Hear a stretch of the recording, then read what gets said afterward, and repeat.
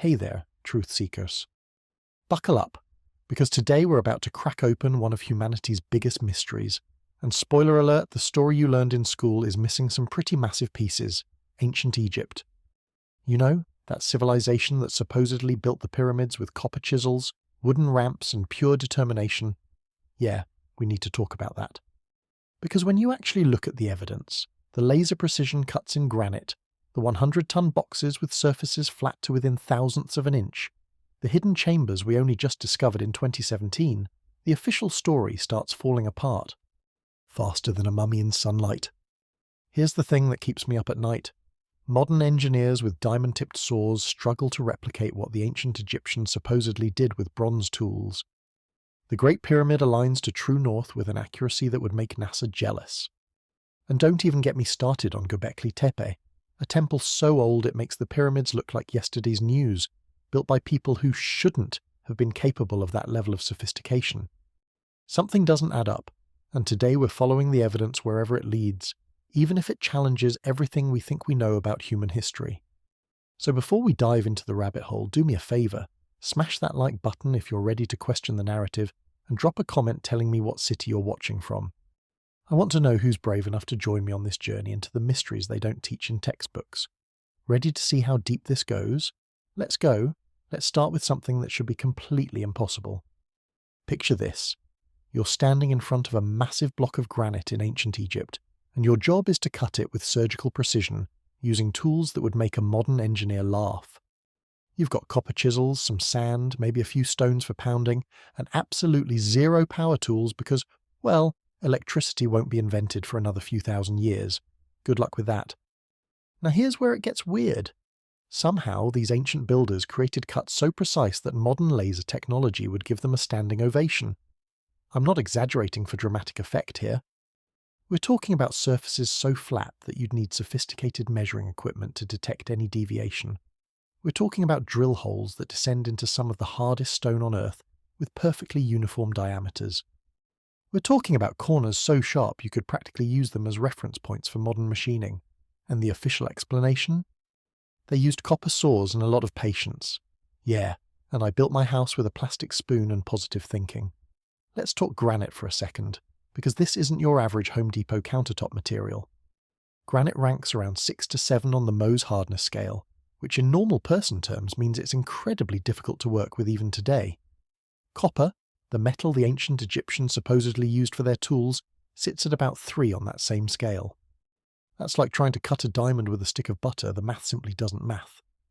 Yet when you visit sites like the Valley Temple at Giza or the inner chambers of various pyramids, you'll find granite blocks fitted together so tightly that you literally cannot slide a piece of paper between them. No mortar, no filler, just stone-on-stone contact that would make a modern stonemason weep with envy.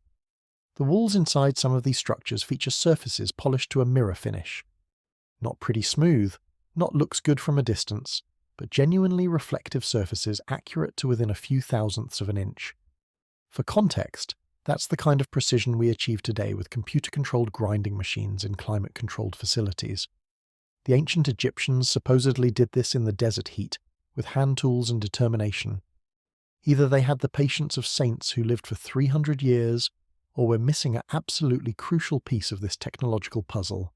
Now let's visit the Aswan Quarry, because this place is where things get properly bonkers.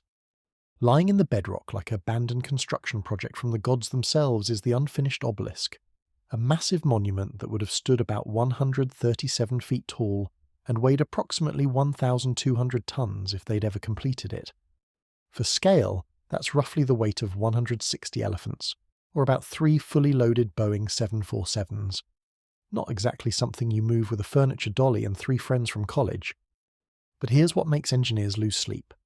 This obelisk shows clear evidence of being carved directly from the bedrock using techniques that shouldn't work.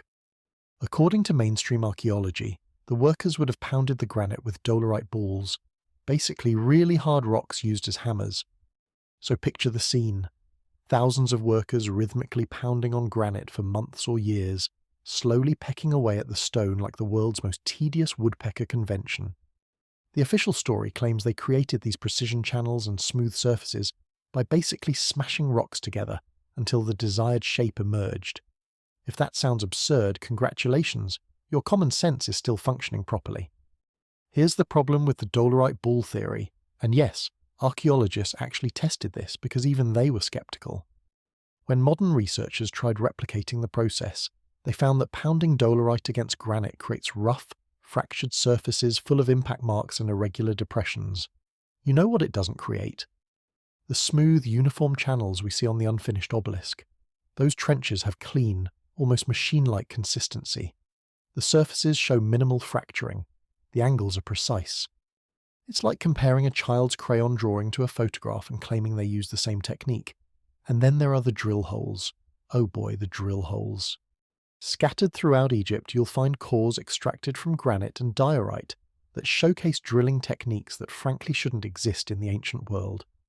These aren't rough bore holes, they're clean cylindrical perforations that descend straight down with minimal deviation. Some of these holes show spiral grooves cut into the stone at a rate that suggests the drill advanced at roughly 1/10 of an inch per rotation. That's fast, unnaturally fast for primitive tools. Let me put this in perspective. A modern diamond-tipped drill bit cutting through granite in ideal conditions might advance at a similar rate. We're using industrial equipment, electricity, water cooling, and materials engineered specifically for this purpose. The ancient Egyptians supposedly achieved comparable results with hollow copper tubes, sand as an abrasive, and manual labour. The physics of this scenario makes about as much sense as swimming through concrete. Technically, you could argue it's possible, but realistically, you're going to need a better explanation. Engineer Christopher Dunn spent years studying these drill holes and published findings that made the archaeological establishment extremely uncomfortable. He found evidence of tool marks advancing in a spiral pattern, suggesting the drill was under significant pressure and rotating rapidly. Some granite cores show this spiral advancing 1/10 of an inch per revolution of the drill.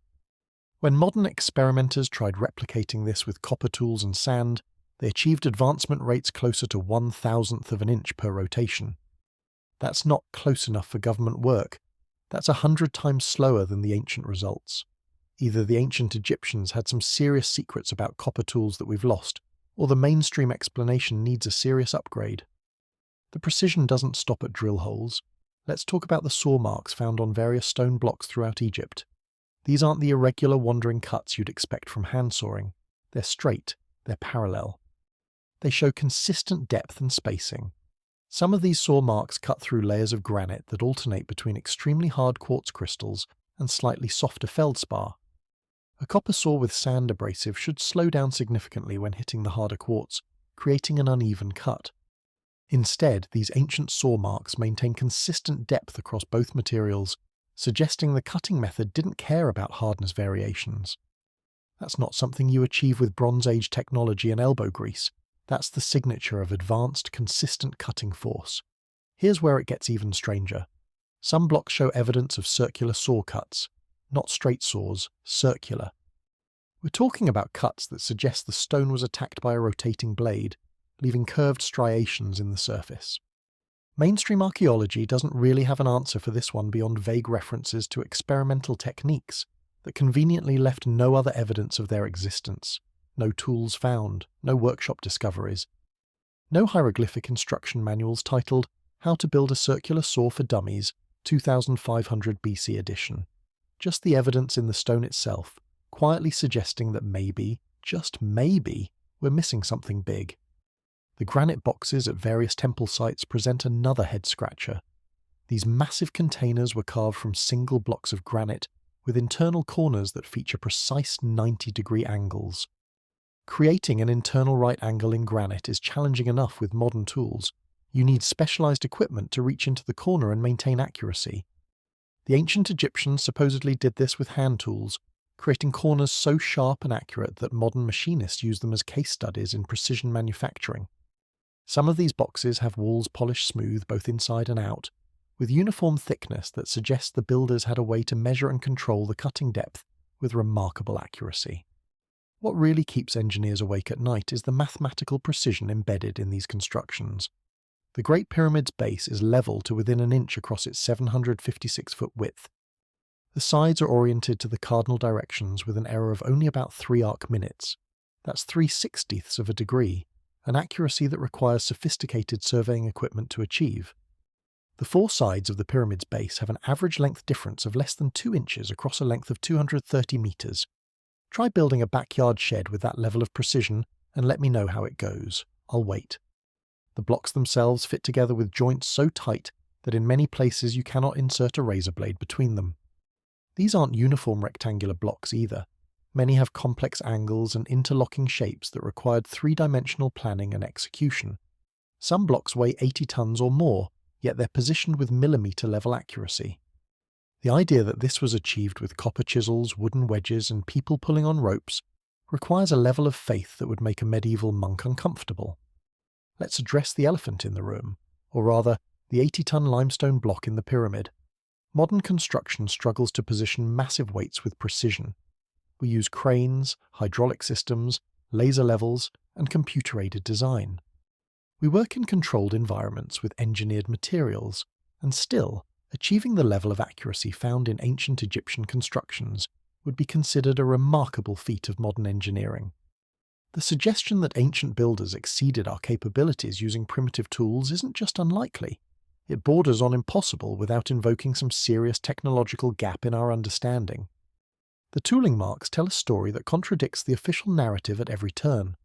Copper tools leave specific types of marks, irregular, subject to deformation, showing progressive wear patterns. The marks found on precision Egyptian stonework don't match this profile. They're too clean, too consistent, too uniform. Some stone surfaces show what appear to be machine marks, parallel striations with exact spacing that suggests mechanical movement rather than hand-guided tools. It's like finding USB ports in a medieval castle. The evidence simply doesn't fit the accepted timeline. And here's the really uncomfortable question that nobody in mainstream archaeology wants to address. If the ancient Egyptians had technology capable of this level of precision, where did it go? Technologies don't just vanish without a trace. Toolmaking knowledge gets passed down, improved upon, spread to other cultures, yet we see this incredible precision appearing seemingly out of nowhere in Egypt's Old Kingdom, and then it fades. Later dynasties couldn't replicate the precision of earlier work. It's like watching humanity suddenly forget how to use advanced technology they'd previously mastered. That's not how technological progress works. Skills build on skills. Knowledge compounds. You don't go from creating mirror-smooth granite surfaces to struggling with basic construction, unless something catastrophic happened to that knowledge base. Some researchers have suggested that the precision work predates the pharaohs we credit with building these monuments. The theory goes that an earlier, more technologically advanced civilization created the core structures, and later Egyptians simply renovated and claimed them. It's a controversial idea that gets you laughed out of academic conferences faster than you can say archaeological heresy, but it does explain the evidence better than copper chisels and sand. The precision work appears at the beginning of Egyptian civilization fully formed, with no evidence of development or experimental phases. It's like finding a smartphone in the archaeological record with no progression of earlier, cruder versions. Just suddenly, there it is, working perfectly. The acoustic properties of some chambers add another layer of weirdness. Certain rooms in temples and pyramids demonstrate sophisticated understanding of sound resonance and frequency. The king's chamber in the Great Pyramid, for instance, has resonant frequencies that create unusual acoustic effects. Some researchers have found that vocalizing at specific pitches causes the entire chamber to vibrate. Whether this was intentional or coincidental is debatable, but it suggests a level of understanding about physics and harmonic resonance that seems out of place for Bronze Age society. Modern attempts to recreate ancient Egyptian stonework using traditional methods have been humbling exercises in failure. Multiple television shows and research projects have tried to cut, drill, and polish granite using copper tools, sand, and elbow grease. The results? Rough, irregular surfaces that look nothing like the precision work found at ancient sites. Drill advancement rates that would require centuries to create what the ancients apparently did in reasonable time frames. Saw cuts that wander and skip rather than maintaining straight, consistent paths. Every experiment that tries to validate the mainstream narrative ends up raising more questions than it answers. The evidence is sitting there in stone, quite literally, waiting for us to acknowledge the obvious. The official story doesn't match the physical reality. We've got precision that rivals modern manufacturing capabilities, created by people who supposedly worked with tools that physics says shouldn't be capable of these results. We've got architectural accuracy that requires sophisticated surveying equipment, achieved by a culture we're told had no such tools. We've got building techniques that modern engineers struggle to replicate with every technological advantage at their disposal. So what's the explanation? Either the ancient Egyptians had access to technology that vanished without leaving evidence in the archaeological record, or they received help from someone, or something, with capabilities beyond what we attribute to Bronze Age civilization.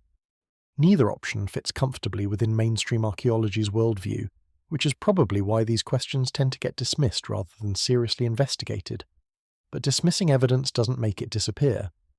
Those precision cuts are still there. Those drill holes still exist. Those perfectly flat surfaces are still reflecting light with mirror-like accuracy. The tooling evidence alone should be enough to trigger a serious re-evaluation of the accepted timeline. When the physical evidence contradicts the established narrative this dramatically, it's time to question the narrative, not ignore the evidence. The ancient Egyptians either had technological capabilities we don't understand, or they inherited structures from predecessors who did.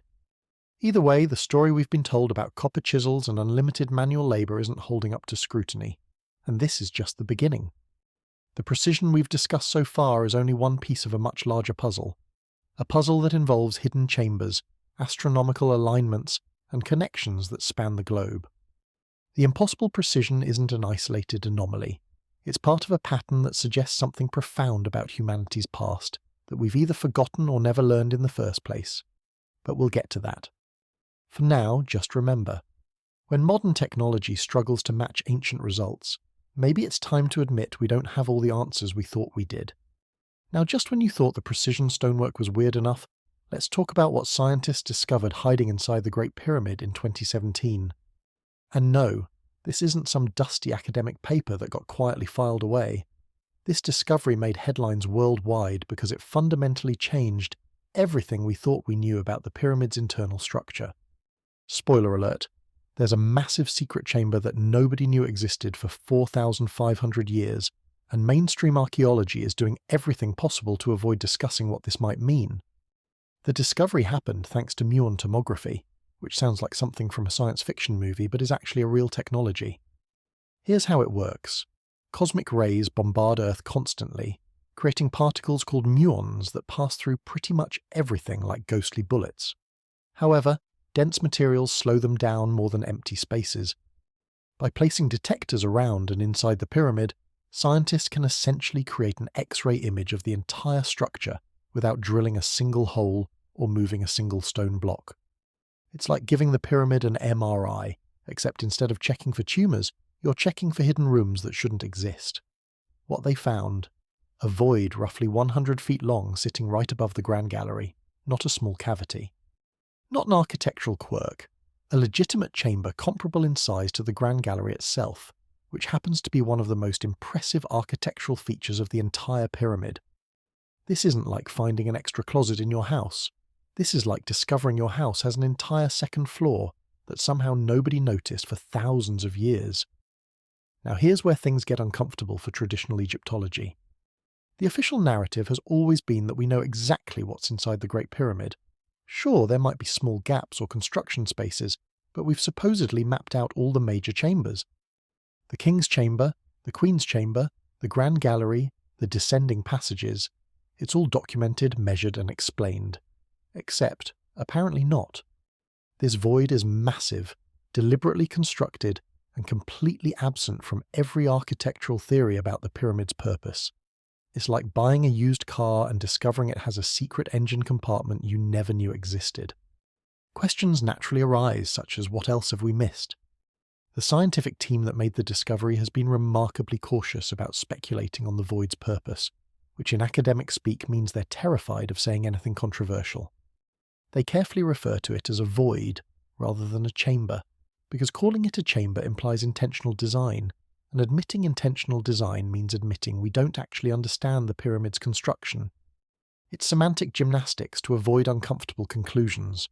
Meanwhile, the Egyptian authorities have been equally evasive, neither confirming nor denying plans to investigate further. It's almost like nobody wants to open this particular Pandora's box because they suspect what's inside might rewrite history books. But let's speculate anyway, because that's infinitely more interesting than watching academics tap dance around the implications. What could this void contain? Well, according to ancient pyramid texts, there's supposed to be an iron throne among the stars within the pyramid structure. Now, this creates an immediate problem for mainstream archaeology because iron, specifically smelted iron, doesn't appear in Egypt's technological repertoire until much later in history. The pyramid supposedly predates Egyptian iron working by over 1,000 years, yet the texts specifically mention iron in connection with the pharaoh's ascension to the stars. Either the texts are purely mythological poetry, or they're describing something that shouldn't exist according to our accepted timeline. Here's the thing about iron in ancient Egypt. It was incredibly rare and valuable, more precious than gold because nobody in Egypt knew how to smelt it from ore. The only iron available came from meteorites, literally metal that fell from the sky. Some Egyptian artifacts have been found containing meteoric iron, identifiable by its distinct nickel content. So when pyramid texts mention an iron throne among the stars, they might be literally describing a throne made from sky metal, positioned within the pyramid in alignment with specific constellations. If that throne exists and happens to be sitting in this newly discovered void, it would confirm that the ancient Egyptians had knowledge and capabilities that mainstream archaeology has been systematically underestimating. The void's position above the Grand Gallery is particularly intriguing because the Grand Gallery itself is an architectural masterpiece that still confuses engineers. It's essentially a corbelled ceiling rising at a precise 26-degree angle, with each layer of stone slightly overlapping the one below to create a self-supporting structure. The craftsmanship is impeccable, the geometry is precise, and the acoustic properties are bizarre. Sounds resonate in ways that suggest intentional design for purposes we don't understand. Now we discover there's an equally large space directly above it, hidden within the pyramid's mass. That's not random construction. That's deliberate architectural planning on a level that suggests the builders knew exactly what they were doing. Some researchers have proposed that the void might be a stress-relieving chamber, designed to prevent the massive weight of the pyramid from crushing the Grand Gallery below. That's the safe, conservative explanation that doesn't challenge any established narratives. The problem? The pyramid already has stress-relieving chambers above the king's chamber, massive granite blocks arranged in a specific pattern to distribute weight. If the builders were worried about structural integrity, why create another massive void in a different location, using a completely different design approach? It's like installing two different security systems in your house that work on entirely different principles. Possible, but it suggests you're protecting something more complicated than mainstream theory acknowledges. Then there's the alignment question that nobody wants to address directly. The pyramid's shafts, those narrow passages extending from the king's and queen's chambers, point towards specific stars with incredible precision. The southern shaft from the king's chamber aligned with Orion's belt, while the northern shaft pointed toward the ancient pole star. These aren't approximate alignments, they're mathematically precise, accounting for the Earth's precession and the star's positions thousands of years ago. If the void above the Grand Gallery also contains shafts or openings aligned with celestial bodies, it would confirm that the entire pyramid functions as a massive astronomical instrument, not just a tomb for a pharaoh's ego trip. What makes archaeologists particularly nervous is the implication that we might need to actually investigate this void properly. That means either drilling through priceless ancient stonework or finding some other non-invasive method to peek inside. Both options are politically and academically fraught with complications. Drill into the pyramid and risk damaging one of humanity's most significant historical monuments? Unthinkable. Use advanced technology to scan inside and potentially discover something that contradicts 200 years of established Egyptology? Equally unthinkable, but for different reasons. So the void sits there, documented by science, acknowledged by authorities, and thoroughly ignored by anyone who might have to explain what it means. Let's talk about what's at stake here.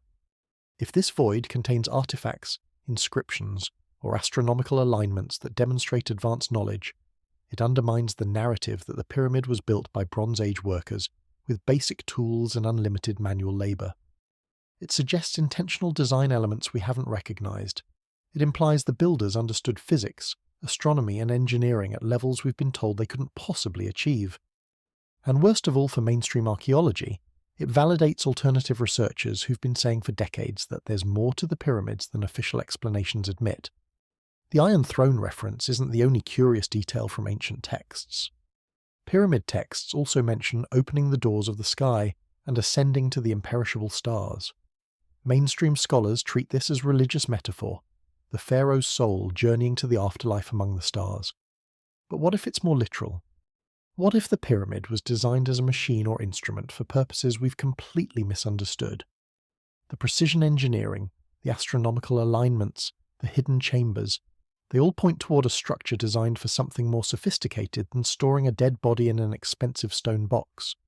Modern attempts to scan the entire pyramid structure have revealed other potential anomalies beyond the major void. Thermal imaging has detected temperature variations that suggest additional hidden spaces. Ground-penetrating radar has hinted at cavities and passages we can't access with current exploration methods. Each new technological advancement reveals more mysteries rather than answering existing questions. It's like the pyramid is deliberately designed to withhold its secrets until we develop the capability to understand them, which is either incredible coincidence or intentional design that's frankly unsettling to consider. While we're busy questioning everything we thought we knew about the pyramids, let's turn our attention to their neighbour, the Great Sphinx of Giza. You know, that massive lion-bodied human-headed monument that's supposedly around 4,500 years old according to official chronology. Except there's a tiny problem with that timeline. The Sphinx shows clear evidence of water erosion in a region that's been desert for the past several thousand years. It's like finding rust on a car that's supposedly been stored in a climate-controlled garage since it was built. The evidence doesn't match the story, and geologists have been pointing this out for decades while Egyptologists cover their ears and hum loudly. The weathering patterns on the Sphinx enclosure, the pit carved out of bedrock where the Sphinx sits, show deep vertical erosion channels that can only be created by sustained rainfall. Not occasional rain showers, not morning dew. We're talking about heavy, consistent precipitation over extended periods. Wind erosion creates horizontal patterns as sand blasts against stone. Water erosion creates vertical channels as rainfall cascades down surfaces, carving distinct patterns that any first-year geology student can identify. The Sphinx enclosure walls display textbook water erosion patterns, which would be perfectly normal except the Sahara hasn't seen that kind of rainfall since approximately 10,000 to 12,000 years ago. That's roughly twice as old as conventional Egyptology claims the Sphinx is. Geologist Robert Schoch examined the Sphinx weathering patterns and concluded that the erosion required at least several thousand years of rainfall to create. He presented his findings to academic conferences, backed by geological evidence and peer-reviewed methodology. The response from Egyptologists? Essentially, that's impossible because our timeline says so, not counter-evidence. Not alternative geological explanations, just flat rejection based on the assertion that civilization wasn't advanced enough 10,000 years ago to carve massive monuments. It's circular reasoning at its finest. The Sphinx can't be that old because advanced civilization didn't exist then, and we know advanced civilization didn't exist then because we haven't found evidence like the Sphinx from that period.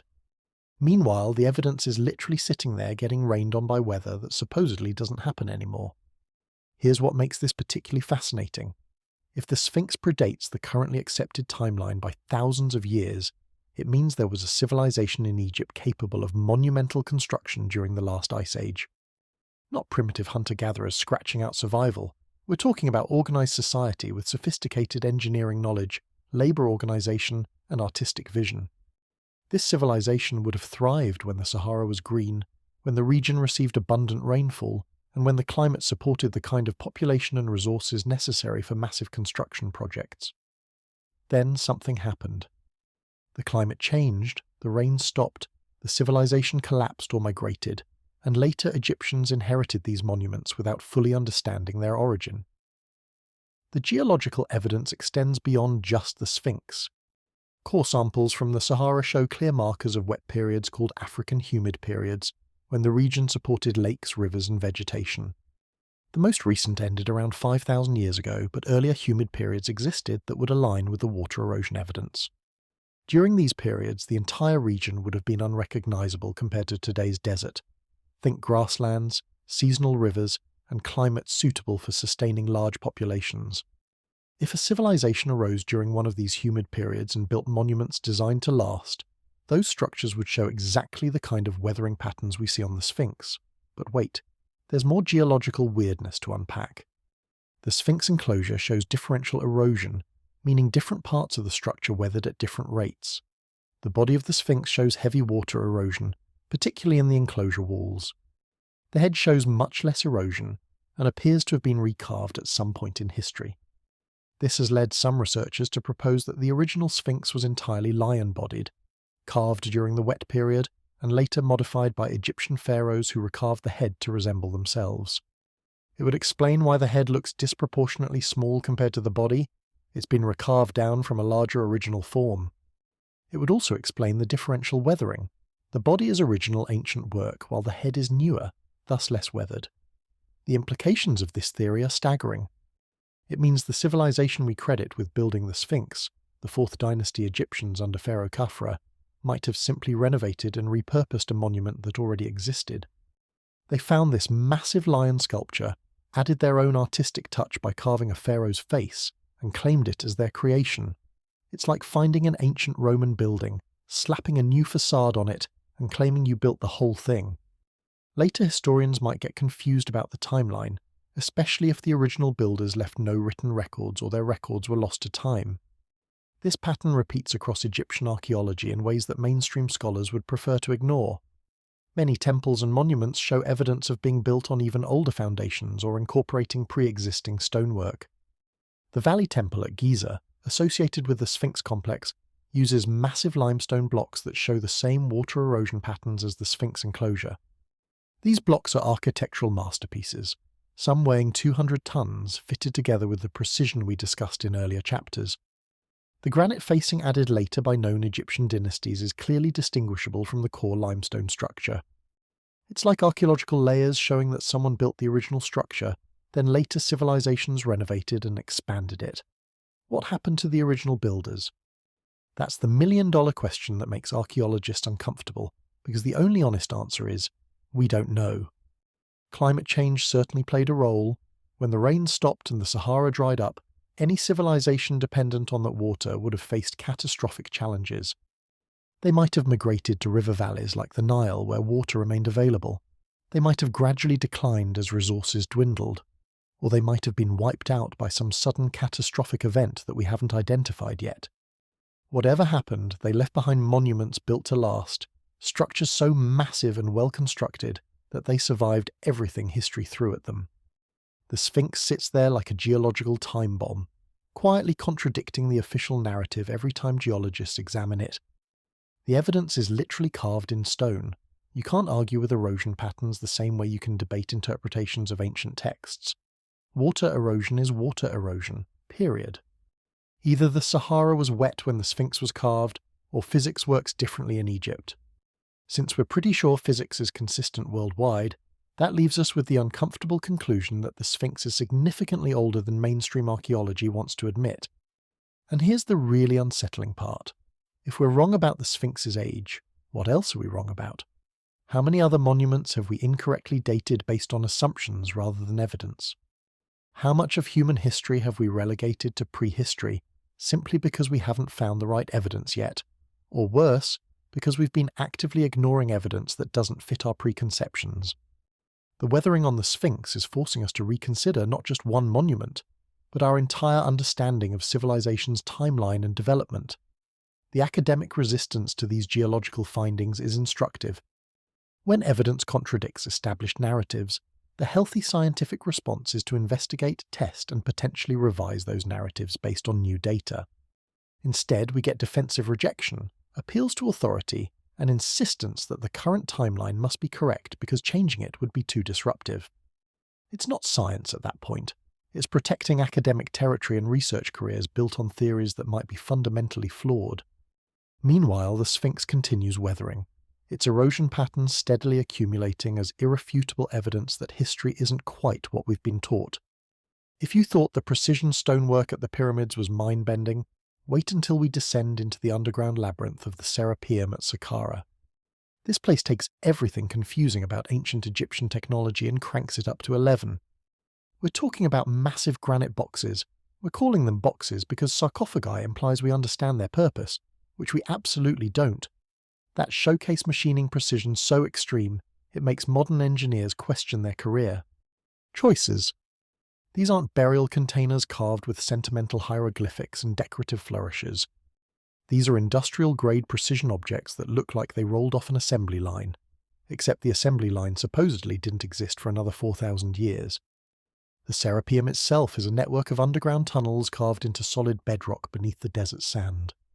Discovered in 1850 by French archaeologist Auguste Mariette, the site initially seemed straightforward enough: underground burial chambers for sacred Apis bulls, which were venerated in ancient Egyptian religion as living incarnations of the god Ptah.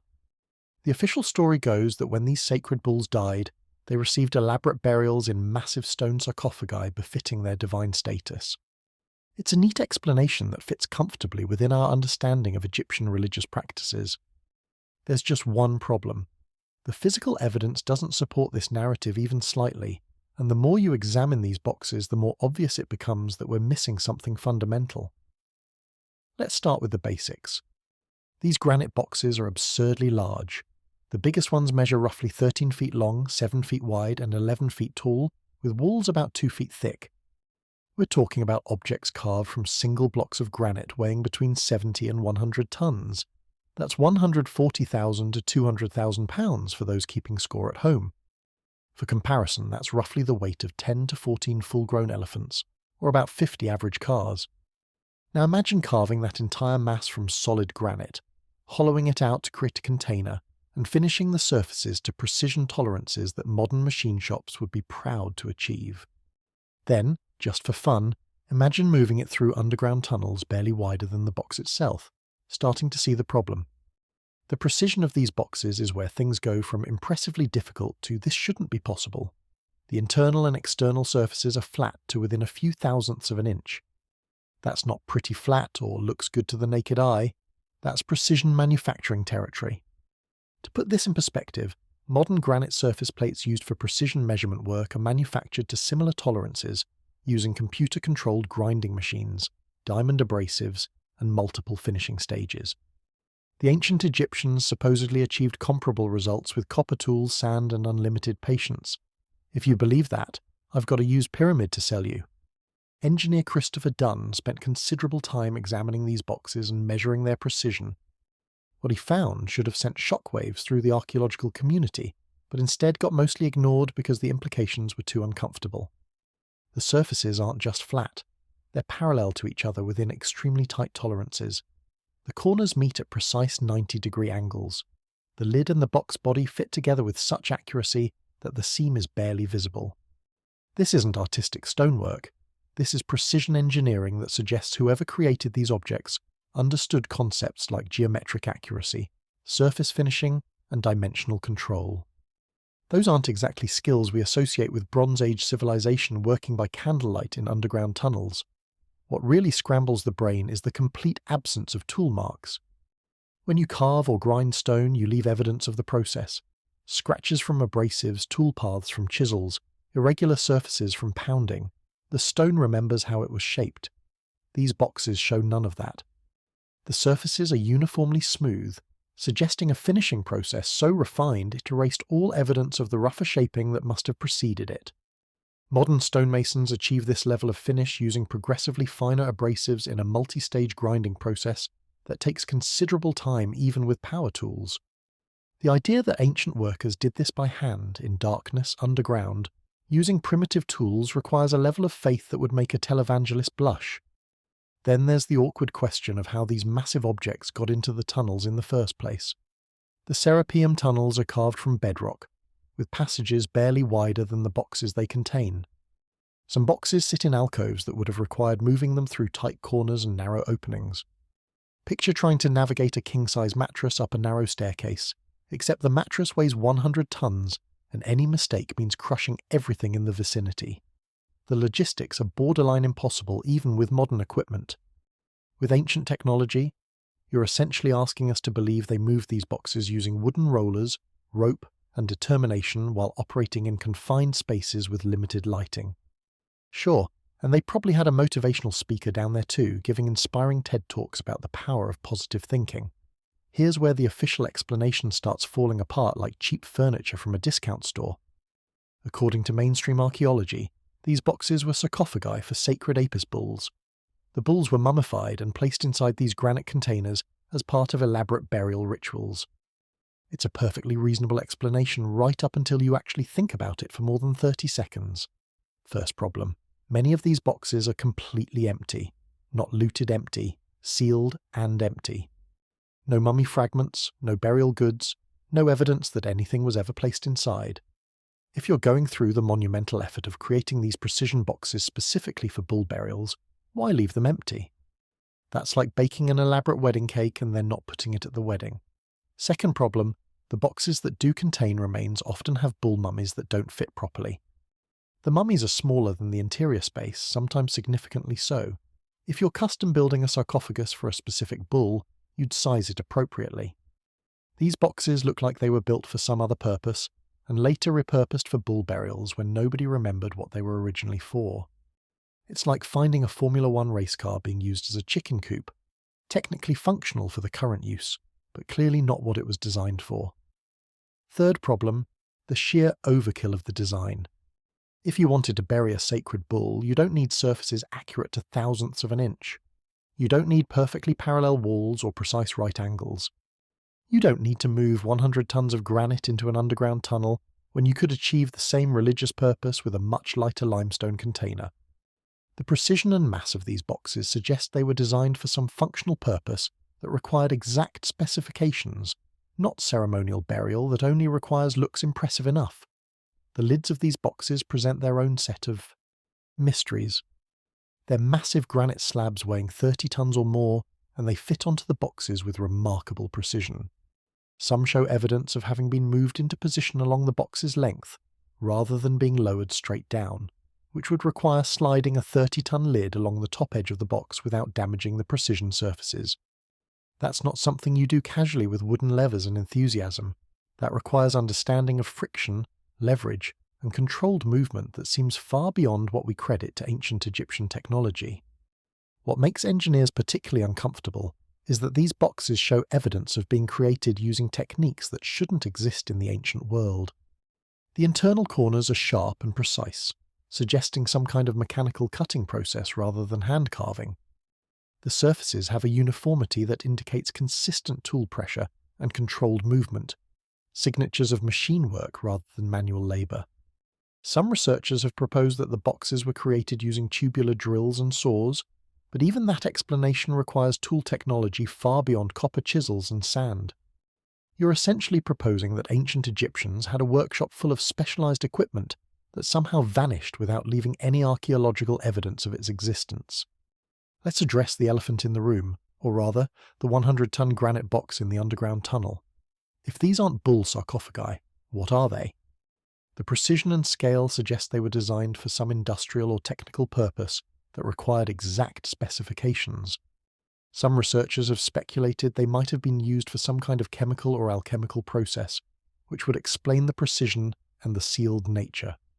Others have suggested they might have served as resonance chambers, using the granite's acoustic properties for purposes we don't understand. The truth is, we don't know. And admitting we don't know means admitting our understanding of ancient Egyptian capabilities might be fundamentally incomplete. The quarrying question adds another layer of impossibility to this mystery. These boxes were carved from single blocks of granite, likely sourced from Aswan quarries located over 500 miles south of Saqqara. That means transporting 100-ton blocks down the Nile, then overland to the Serapeum site, then manoeuvring them into underground tunnels. The Nile journey alone would require barges capable of carrying these massive weights without sinking. The overland transport would require roads or ramps capable of supporting the load. The tunnel installation would require equipment and techniques we have no evidence existed. Each step of this process presents challenges that would stress modern engineering capabilities. What's particularly frustrating for anyone trying to understand these boxes is the complete lack of contemporary documentation. Egyptian hieroglyphics are usually quite detailed about major construction projects. Pharaohs loved bragging about their accomplishments, documenting who built what and when. Yet we have no inscriptions explaining how these boxes were made, moved or installed. No texts describing the workshops that would have been necessary for creating objects of this precision. No records of the specialized tools required for the work. It's like the boxes appeared fully formed, were installed in the tunnels, and nobody bothered to mention it was the single most impressive feat of precision manufacturing in the ancient world. Some of the boxes show evidence of attempted repairs or modifications, which is interesting because it suggests even ancient Egyptians recognized these were special objects worth maintaining. Yet the repairs are crude compared to the original construction, like someone trying to fix a Swiss watch with a sledgehammer. This suggests that even the later Egyptians didn't fully understand how these boxes were originally created, or didn't possess the technology to match the original precision. They inherited these objects from an earlier source, and did their best to maintain them without fully understanding the technology involved. The temperature and humidity control inside these sealed boxes is another aspect that doesn't quite fit the bull burial narrative. Granite boxes sealed with precision ground lids would create remarkably stable internal environments, protected from temperature fluctuations and moisture. That's useful if you're trying to preserve something sensitive or create controlled conditions for a process. It's unnecessary if you're just storing a mummified bull. The design suggests functionality beyond simple containment, implying these boxes served purposes that required environmental stability. Walking through the Serapeum today is a surreal experience. You descend into these tunnels cut from bedrock, and there sit these massive boxes like industrial equipment abandoned in an underground facility. They don't look like religious artifacts. They look like precision instruments waiting for someone to activate them. The weight, the precision, the placement, everything suggests intentional engineering for specific purposes. The bull burial explanation feels like a later addition, a religious practice adapted to existing infrastructure when the original purpose was forgotten or lost. Modern attempts to create similar boxes using traditional methods have been, predictably, failures. Television programs and researchers have tried to replicate the precision and scale using copper tools and sand. The results are rough, irregular surfaces that bear no resemblance to the Serapeum boxes. The time estimates to complete even a rough approximation using traditional methods run into decades of continuous work by skilled craftsmen. And still, nobody has successfully demonstrated how to achieve the mirror-flat surfaces or precise internal angles using Bronze Age technology. The gap between what should be possible and what exists in the Serapeum remains stubbornly unbridged. The official archaeological establishment handles the Serapeum the same way they handle other uncomfortable evidence, by focusing on what fits the narrative and quietly ignoring what doesn't. Yes, the tunnels contained bull mummies, therefore it's a bull burial site. Never mind that the engineering massively exceeds what would be necessary for burial purposes. Never mind the precision that rivals modern manufacturing. Never mind the empty boxes or the impossible logistics. If we focus really hard on the bulls and ignore everything else, the story holds together just fine. It's intellectual dishonesty disguised as scholarship, protecting established narratives from inconvenient facts. What the Serapeum represents is physical evidence that we've systematically underestimated ancient Egyptian technological capabilities. These aren't crude artifacts from primitive people impressed by shiny objects. These are precision-engineered objects created with a level of technical sophistication that we're only beginning to appreciate. They suggest the existence of knowledge, tools, and capabilities that aren't supposed to exist in the archaeological record. And they sit there in those underground tunnels, quietly challenging every confident assertion about ancient limitations, waiting for us to develop the intellectual honesty to admit we don't have all the answers we thought we did. So we've established that the pyramids demonstrate precision engineering that shouldn't be possible with Bronze Age technology, and they potentially contain hidden chambers that nobody wants to investigate too closely. Now let's talk about something even weirder. The pyramids are essentially a massive star map built in stone, with astronomical alignments so precise that they make modern observatories look sloppy by comparison. We're not talking about vague points roughly northward alignment. We're talking about mathematical precision that requires sophisticated understanding of celestial mechanics, geometry, and Earth's position in the cosmos. Either the ancient Egyptians had a really good astrology app, or we're missing some crucial chapters from humanity's technological handbook. Let's start with the most famous alignment that gets discussed in every alternative history documentary. The 3 pyramids of Giza lining up perfectly with Orion's belt. When you look at the 3 main pyramids from above, Their placement isn't random. The two larger pyramids align on a southwest-northeast diagonal, while the third pyramid is slightly offset to the east. Now look at the three stars in Orion's belt: Alnitak, Alnilam, and Mintaka. They form the exact same pattern, two stars aligned diagonally with the third offset in the same direction and by the same relative amount. The correlation is so precise it makes coincidence theorists very uncomfortable. But here's where it gets really interesting. The brightness of the stars in Orion's belt varies. Alnitak is brighter than Mintaka. The pyramids reflect this too. The pyramid corresponding to Alnitak, Khufu's Great Pyramid, is the largest, while the pyramid corresponding to Mintaka, Menkaur's pyramid, is significantly smaller. So we've got matching positions and matching relative sizes. The odds of this being accidental are roughly the same as randomly typing Shakespeare while blindfolded. Technically possible, but you'd need to be catastrophically naive to believe it wasn't intentional. Now, mainstream archaeology's response to this correlation is essentially cool coincidence, bro. They'll admit the pyramids line up with Orion's belt, but insist it's either accidental or just symbolic religious imagery with no deeper significance. This is the same academic approach that brought you they moved 70-ton stones using wooden rollers, and they achieved mirror-flat surfaces with copper chisels, so consider the source.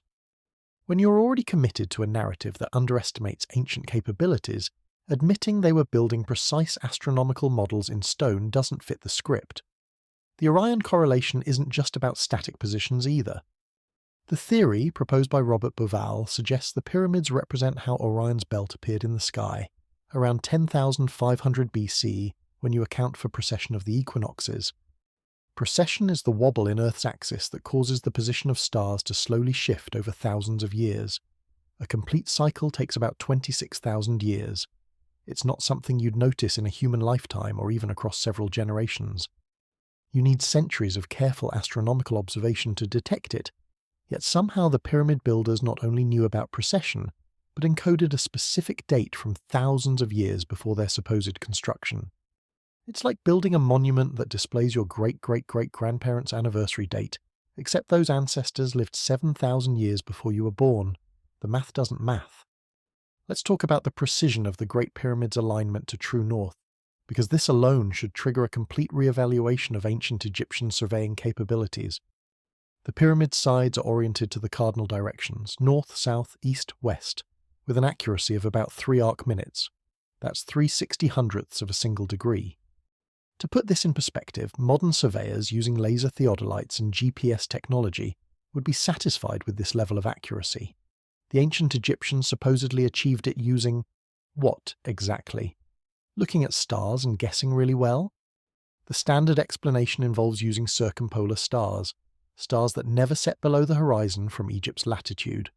By observing these stars and tracking their positions over time, you could theoretically establish true north.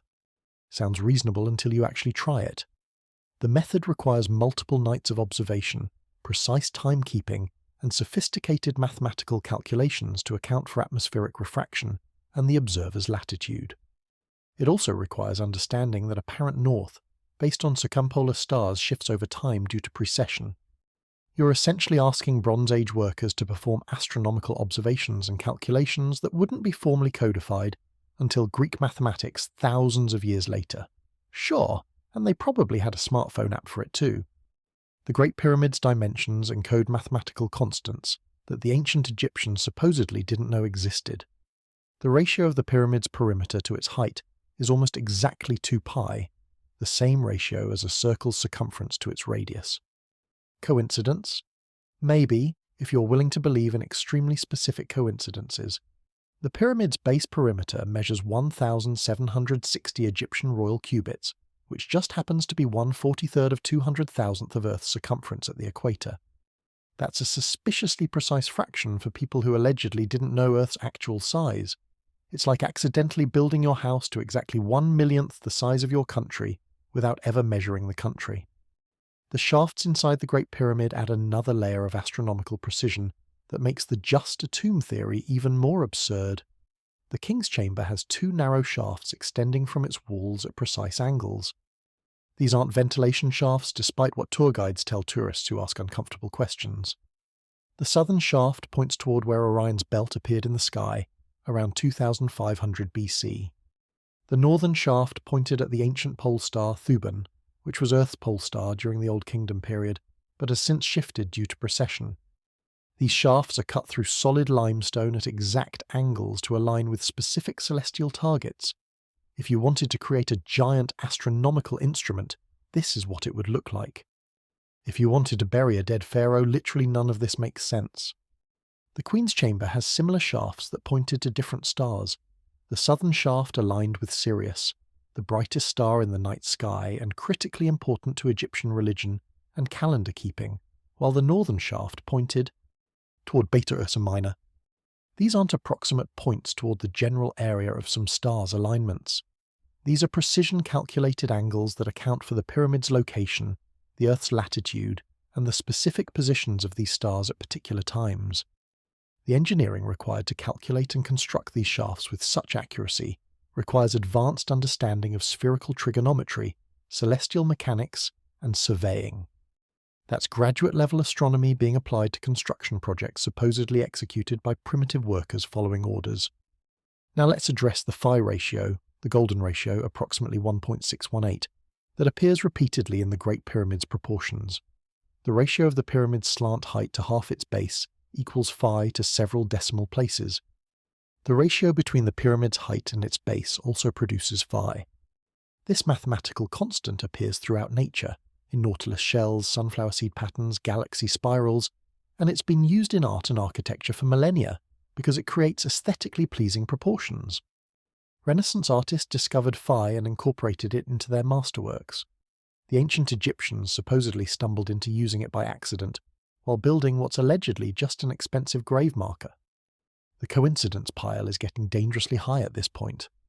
The internal geometry of the Great Pyramid creates mathematical relationships that encode astronomical and geodetic information. The ascending passage rises at an angle that, when extended, points toward what was the pole star at the time of construction. The Grand Gallery's length and angle create ratios that relate to Earth's dimensions. The King's Chamber dimensions are in the ratio 1 to 2 to the square root of 5, which is the geometric basis for deriving the golden ratio. You can't accidentally create these mathematical relationships. They require understanding of geometry, astronomy, and deliberate planning. Unless we're suggesting that Bronze Age workers just randomly chose dimensions that happen to encode multiple mathematical constants and astronomical alignments, we need to acknowledge intentional sophisticated design. Here's something that doesn't get enough attention. The precision required to achieve these alignments wasn't just about knowing where to point. You also need to execute the construction with incredible accuracy. Being off by even a fraction of a degree at the base means your shaft will miss its celestial target by huge margins when extended thousands of feet through the pyramid's mass. The builders needed to maintain precise angles while cutting through solid bedrock and limestone, compensating for any irregularities in the stone and ensuring the finished shaft pointed exactly where intended. This isn't eyeball it and hope construction.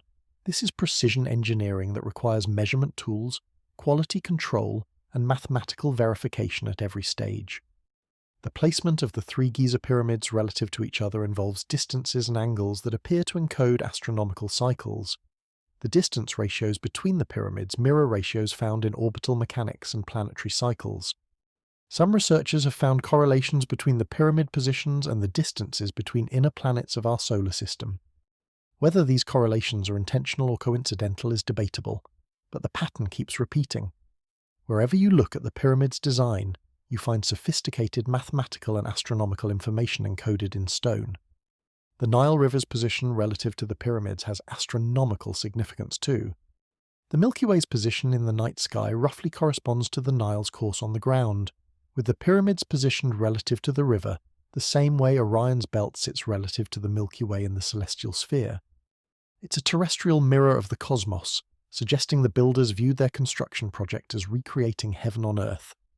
This level of symbolic and practical alignment requires planning that goes far beyond, let's build some tombs near the river where the stone is easier to transport. The precession of the equinoxes keeps coming up because it's a key indicator of astronomical sophistication. Understanding precession requires observation spanning thousands of years, or extraordinary mathematical insight to detect patterns in stellar positions. The ancient Egyptians supposedly didn't officially discover precession.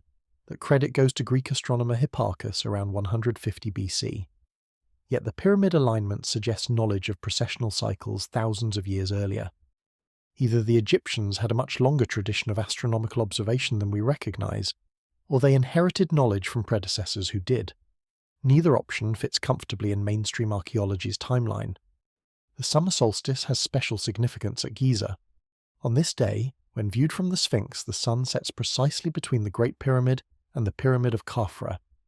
This alignment required understanding of solar cycles, the local horizon, and careful positioning of the structures relative to each other and the observation point. It transforms the entire Giza plateau into a massive sundial or calendar marking critical points in the solar year. Farmers tracking planting seasons don't need this level of precision. Whoever built this was doing something more sophisticated than basic agriculture timing. Let's talk about the number 43,200, because it appears suspiciously often in pyramid dimensions and proportions. Earth completes one full precessional cycle in roughly 25,920 years. Half that cycle is 12,960 years. Multiply by 10 and you get 129,600. Divide by 3 and you're back to 43,200. This number shows up in the pyramid's dimensions, in the ratios between structures, and in various mathematical relationships encoded in the construction. It's the kind of specific astronomical number that suggests whoever designed these structures understood long-term celestial cycles and wanted to preserve that knowledge in permanent form. The diagonal of the Great Pyramid's base, when measured in the original cubits used for construction, produces numbers that correlate with Earth's polar radius. The pyramid's height multiplied by specific factors gives you Earth's equatorial radius. These relationships aren't approximate, they're accurate to a degree that requires actual knowledge of Earth's dimensions, not lucky guessing. How did Bronze Age civilization measure Earth accurately enough to encode these proportions? The question answers itself.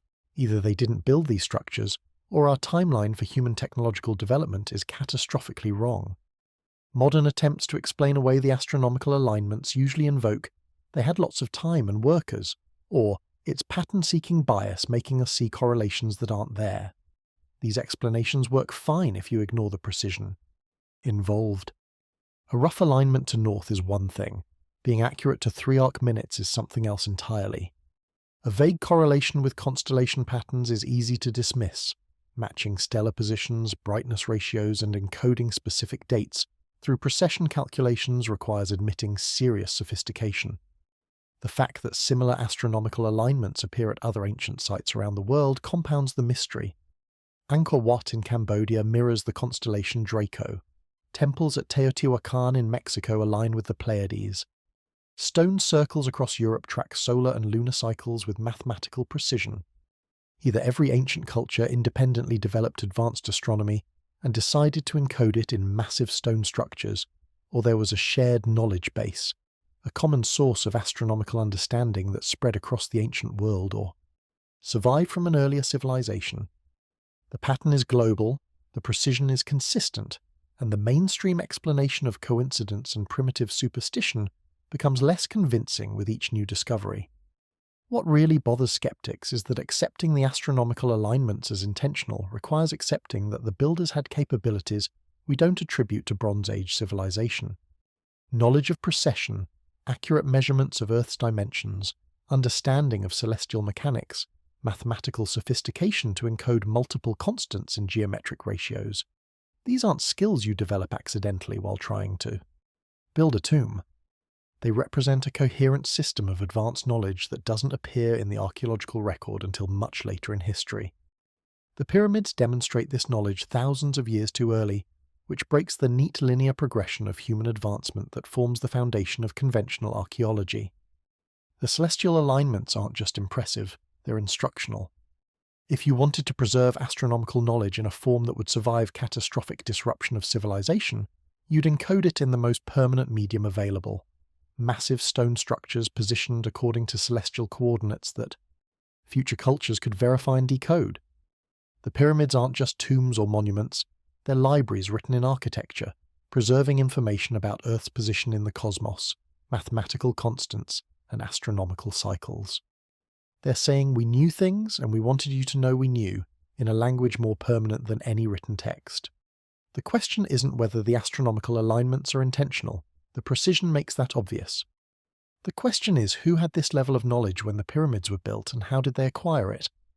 Either ancient Egyptian civilization was far more advanced than we acknowledge, or they inherited these monuments from predecessors who understood astronomy at levels that wouldn't be matched until modern times. Both options require rewriting significant portions of history, which probably explains why mainstream archaeology prefers to focus on pottery fragments and hieroglyphics, while quietly ignoring the massive astronomical instruments built in stone sitting right there in plain sight, pointing at the stars, waiting for us to figure out what they're really telling us. Just when you thought the Egyptian pyramids were pushing the boundaries of what ancient civilization should be capable of, let's travel to southeastern Turkey and meet a site that takes everything we think we know about human history and lights it on fire. Göbekli Tepe, which translates roughly to Potbelly Hill because archaeologists clearly weren't trying to win any naming contests, is a collection of massive stone circles that predate Stonehenge by 6,000 years and the Egyptian pyramids by 7,000 years.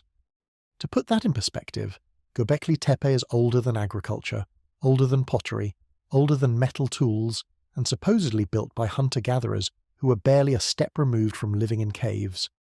The official timeline of human civilization just got thrown out the window, set on fire and buried under 12,000 years of inconvenient evidence. The site was discovered in 1994 by German archaeologist Klaus Schmidt, though local shepherds had known about the strange stones on that hill for generations. What Schmidt uncovered fundamentally challenges every comfortable assumption about when and how complex civilization emerged.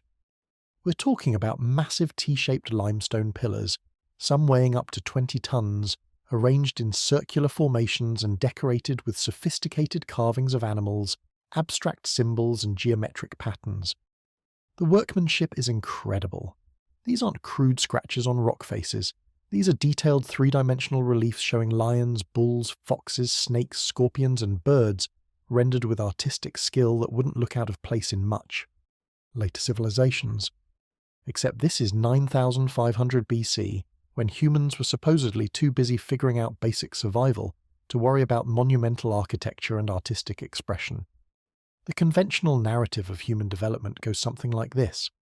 First we learned to farm, then we settled in permanent communities, then we developed social hierarchies and specialized labor, and finally we built impressive structures and created art. It's a nice linear progression that makes sense and fits neatly in textbooks. Göbekli Tepe says, "Hold my beer," and demolishes that entire sequence. The site predates agriculture by at least 500 years, meaning whoever built it was still hunting and gathering for food.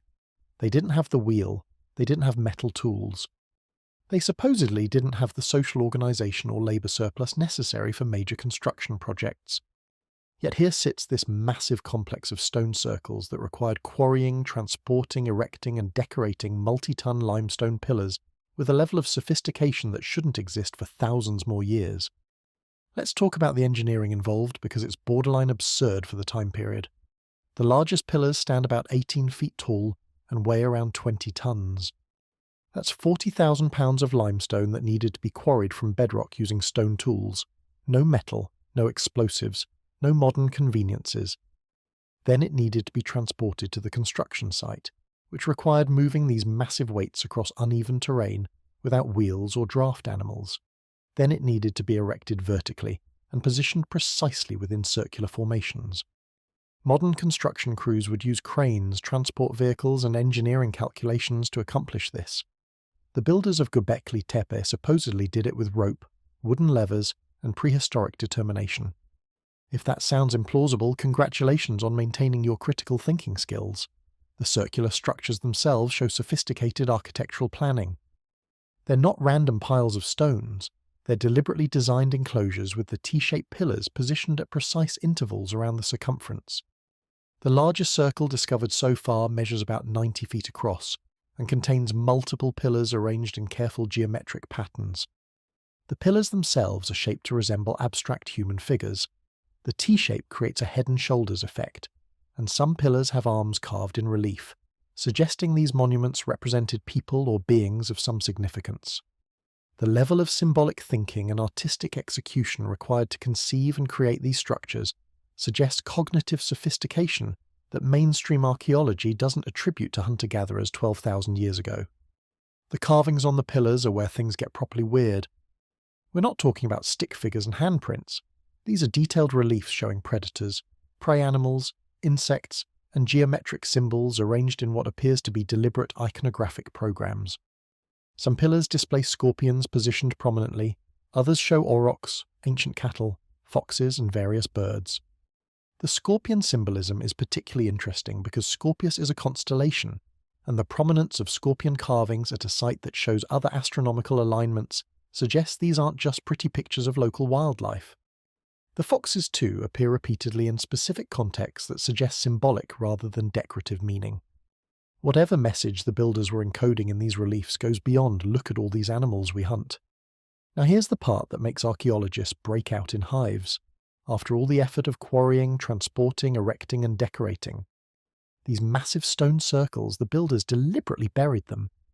Not gradually covered by wind-blown sediment over millennia, deliberately filled in with tons of rubble and dirt to completely conceal the structures. It's like spending years building a cathedral and then immediately burying it under a hill. Why?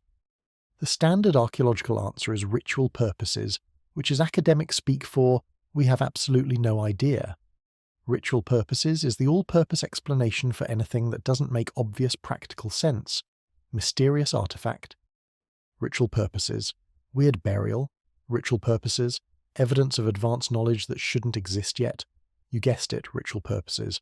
But let's think about this logically. If you invest enormous resources in creating these structures, you generally want them to remain functional and visible.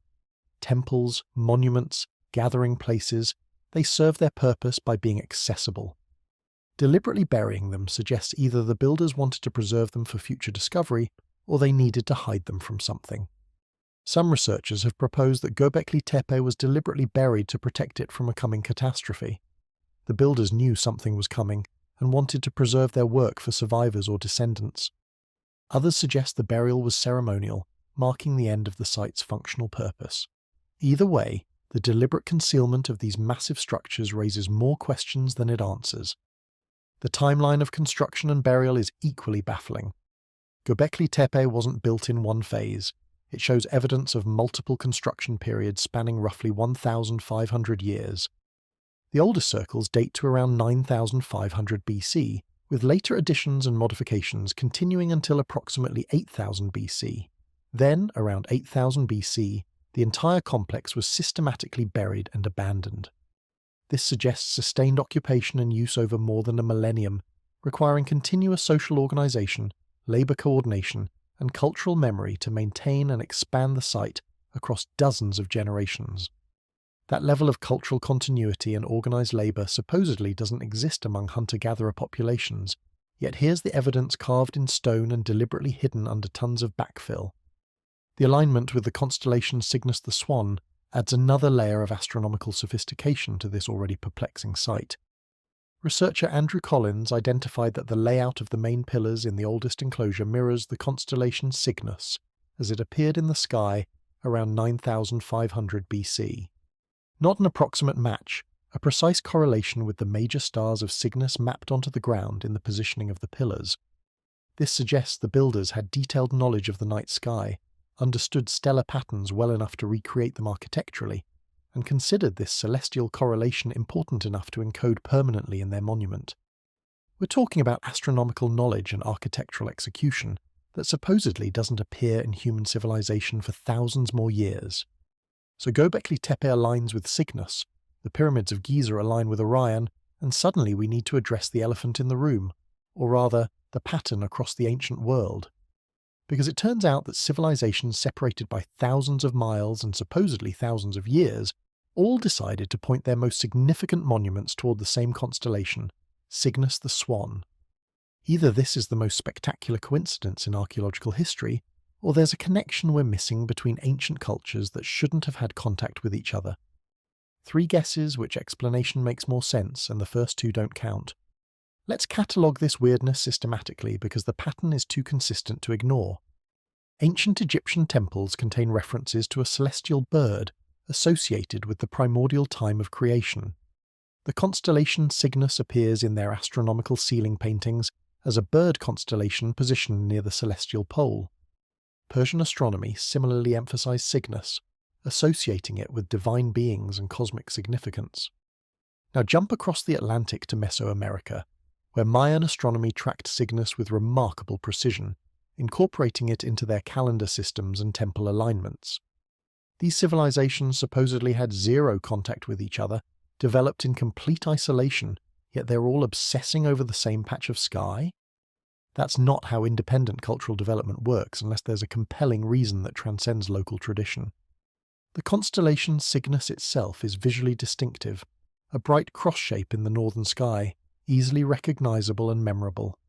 In ancient times, Cygnus was positioned near the celestial pole, making it useful for navigation and timekeeping. But the attention paid to this specific constellation goes beyond practical astronomy. Ancient structures aligned with Cygnus often show evidence of deliberate, precise calculation rather than rough approximation. They're not just pointing somewhere in that general direction. They're encoding specific stellar positions with mathematical accuracy. That suggests intentional astronomical knowledge being deliberately preserved in architectural form. Now let's talk about what modern astronomy has discovered in Cygnus, because this is where things transition from historical mystery to what the actual hell is going on. In 2015, astronomers using the Kepler Space Telescope noticed something extremely odd about a star called KIC 8462852, located in the constellation Cygnus.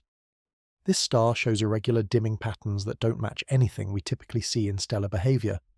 Normal stars might dim periodically if planets orbit them and pass in front of our line of sight. That's how we detect exoplanets. But this star dims irregularly, sometimes by more than 20%, in patterns that don't fit any natural explanation we've found. The dimming doesn't follow the pattern of a planetary orbit. It doesn't match the behavior of stellar pulsations or variable stars. It looks, frankly, like something massive and irregularly shaped is periodically blocking the star's light from our perspective. Astronomers proposed various natural explanations: comet swarms, dust clouds, debris from planetary collisions. None of them fully explain the observed dimming pattern.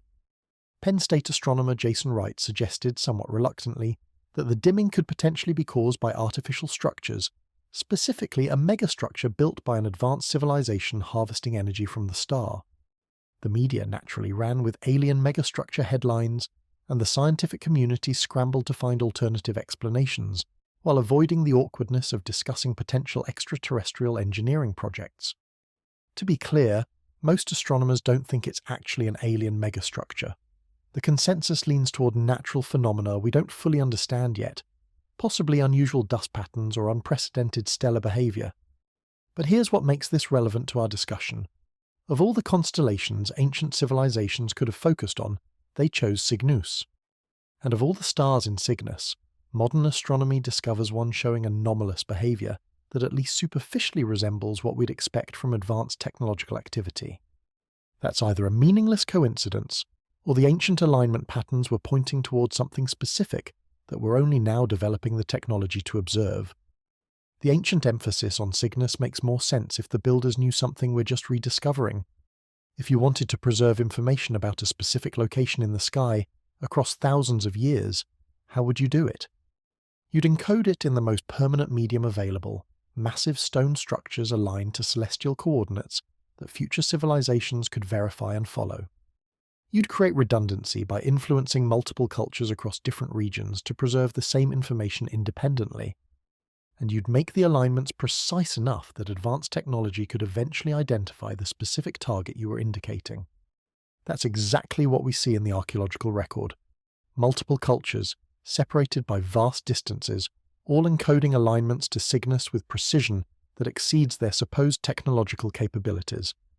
The Mayan emphasis on Cygnus is particularly intriguing because their astronomical knowledge was remarkably advanced. They tracked Venus with precision matching modern calculations, predicted eclipses centuries in advance, and developed calendar systems that accounted for celestial cycles spanning thousands of years. Their temple at Uxmal shows alignment with Cygnus, specifically oriented toward the constellation's position during significant calendar dates. The Dresden Codex, one of the few surviving Mayan books, contains astronomical tables that reference Cygnus and encode information about stellar positions and movements. These aren't vague symbolic references, they're precise astronomical data preserved in both architectural and written form. The Egyptian connection to Cygnus appears in their concept of the imperishable stars, circumpolar constellations that never set below the horizon and represented eternal existence. Cygnus held a position near the celestial pole in ancient times, making it one of these imperishable stars. The pyramid texts reference the pharaoh's soul ascending to join these eternal stars, and specific temple alignments point towards Cygnus's position.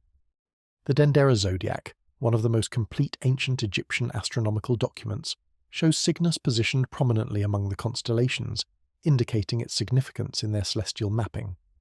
Persian astronomical traditions incorporated Cygnus into their cosmological models, associating it with divine messengers and cosmic navigation.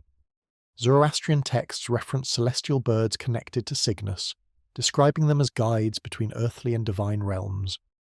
The precision of Persian astronomical observations preserved in later Islamic scholarship suggests they were tracking Cygnus with careful attention to its movements and positions over time.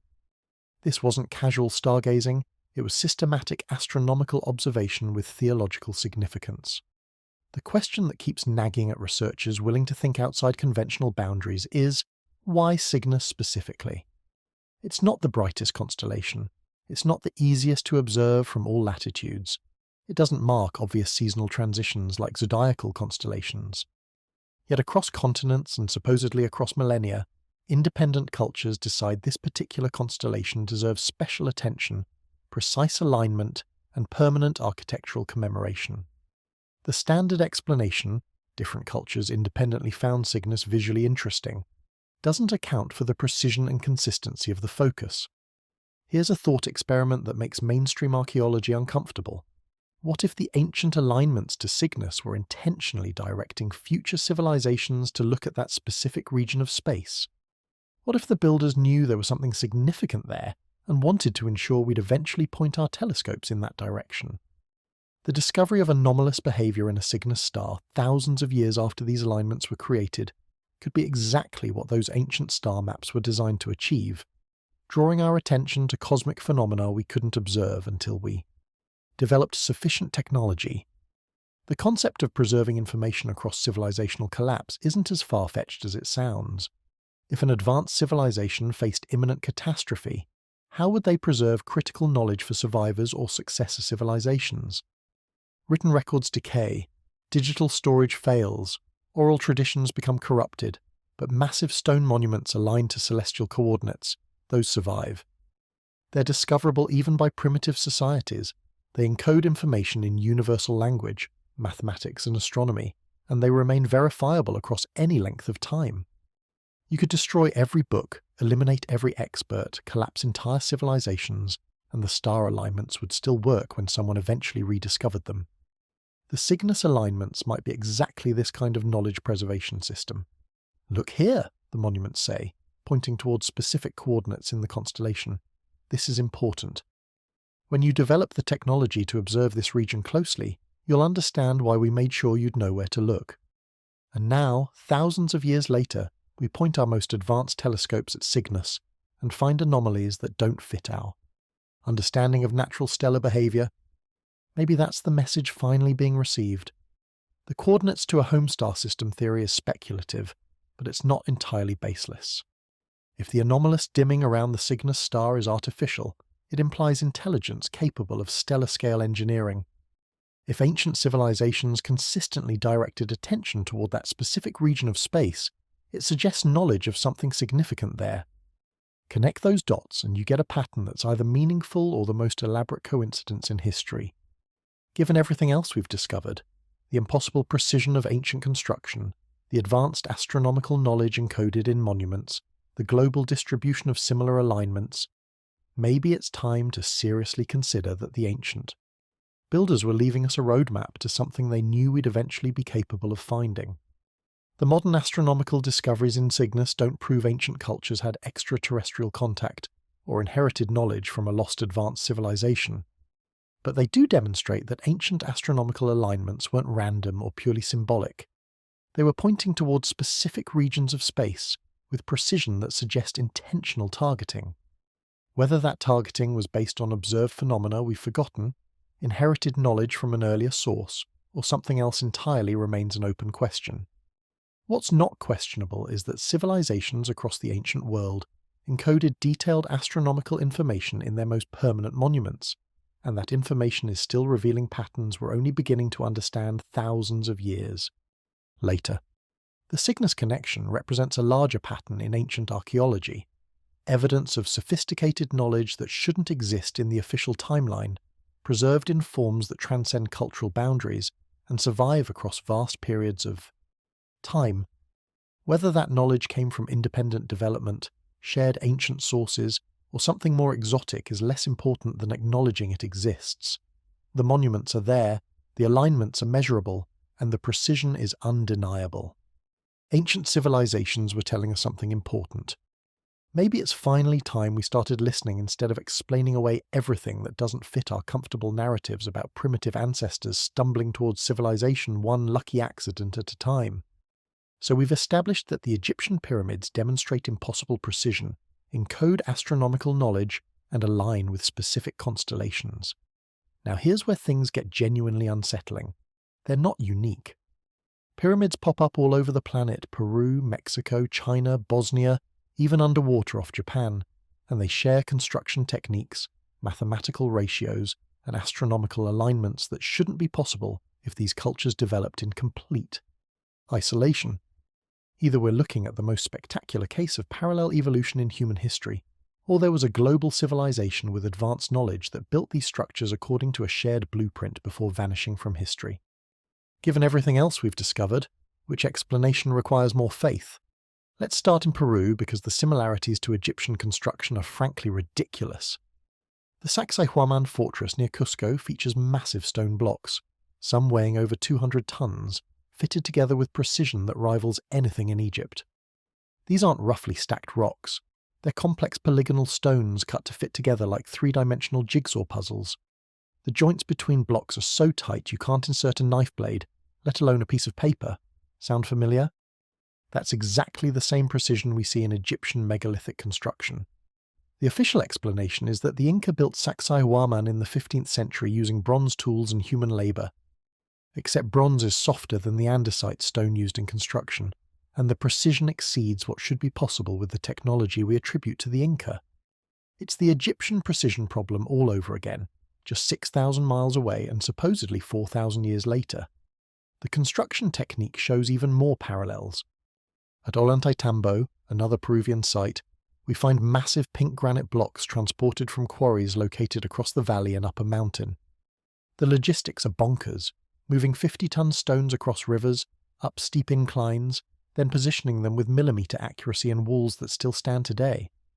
The blocks show evidence of being shaped using techniques that produce the same kind of uniform surfaces and precise angles we see in Egypt. Some stones display knob-like protrusions that appear to be lifting points, exactly like similar features found on blocks at Giza and other Egyptian sites. Either the Inca and ancient Egyptians independently invented identical construction methods for moving massive stones, or both cultures inherited techniques from a common source. Now jump to Mexico, and things get even weirder. Teotihuacan, located near modern Mexico City, features massive pyramids that show mathematical ratios matching those found in Egypt. The Pyramid of the Sun at Teotihuacan has base dimensions that relate to the Great Pyramid of Giza through specific geometric ratios. Both encode pi and phi in their proportions. Both align to cardinal directions with precision that requires sophisticated surveying. Both show evidence of astronomical alignments. Teotihuacan's layout mirrors the solar system's planetary distances using a consistent scale factor. The site predates the Aztecs, who supposedly found it abandoned and named it Place Where the Gods Were Created, because they had no idea who actually built it. Sound like a pattern we've seen before? The Pyramid of the Sun and the Great Pyramid share another curious feature. Both are positioned at latitudes that create specific mathematical relationships with Earth's dimensions. The Great Pyramid sits at 29.9792 degrees north latitude, remarkably close to the speed of light in meters per second, 299,792,458. Teotihuacan sits at 19.5 degrees north, a latitude that appears repeatedly in planetary geometry and tetrahedral mathematics. These precise positions suggest the builders chose locations based on sophisticated geographic knowledge, not just, "this spot looks nice for a pyramid," unless we think ancient cultures independently stumbled into encoding universal constants and geometric principles in their monument placements across multiple continents. Chinese pyramids present their own set of mysteries because the Chinese government would really prefer if we didn't talk about them too much. Near Xi'an, there are dozens of massive earthen pyramids, some rivaling the Great Pyramid in size, that official Chinese archaeology dates to various dynasties. Satellite imagery reveals their geometric precision and astronomical alignments. Some align to cardinal directions with accuracy matching Egyptian and Mesoamerican examples. Local legends claim these pyramids are far older than official dates, built by ancient emperors who possessed advanced knowledge. The Chinese authorities restrict access to many of these sites, making independent investigation difficult, which is always a great sign that everything is totally normal and nothing suspicious is happening. Then there's the Bosnian pyramid controversy, which makes mainstream archaeology so uncomfortable they'd prefer to pretend the whole thing doesn't exist. In Bosnia, near the town of Visoko, stand several large hills that show evidence of being ancient pyramids covered by soil and vegetation over millennia. Researcher Semir Osmanagic has excavated parts of these structures, revealing stone blocks, tunnel systems, and construction techniques that suggest deliberate building rather than natural geological formations. Carbon dating of organic material found in the tunnels returned ages exceeding 20,000 years. The establishment archaeological community rejected these findings immediately, declaring the structures natural hills and dismissing any evidence to the contrary without serious investigation. Because nothing says objective scientific inquiry quite like refusing to examine evidence that contradicts your preferred narrative. What makes the Bosnian pyramids particularly interesting, if they are indeed pyramids, is that they would be significantly older than any other known pyramid structure. That timeline would require acknowledging advanced construction capabilities in Europe during the last ice age, which demolishes the comfortable story of civilization slowly developing from primitive beginnings. It's far easier for mainstream archaeology to declare them natural formations and ignore the evidence of tunnels, worked stone, and geometric alignments than to grapple with the implications of 20,000-year-old pyramids in the Balkans. The global distribution of these structures shows patterns that shouldn't exist if they were built independently. The construction techniques, massive polygonal stones fitted with precision, alignment to cardinal directions, incorporation of astronomical knowledge, use of similar mathematical ratios, appear across cultures that supposedly never contacted each. The standard explanation relies heavily on convergent evolution, the idea that different societies independently arrive at similar solutions to similar problems. That works fine for things like developing pottery or agriculture where the functional requirements dictate the form. It doesn't explain why cultures separated by oceans and millennia would independently choose to encode the same mathematical constants, use the same construction techniques for moving impossibly heavy stones, and align their monuments to the same astronomical features with comparable precision. The mathematical ratios are particularly damning for the independent development theory. The Great Pyramid, Teotihuacan, and other pyramid sites around the world incorporate Fichai, the golden ratio, pi, and relationships based on Earth's dimensions. These aren't approximate, close enough correlations. They're precise mathematical relationships that appear deliberately encoded in the structure's dimensions and positions.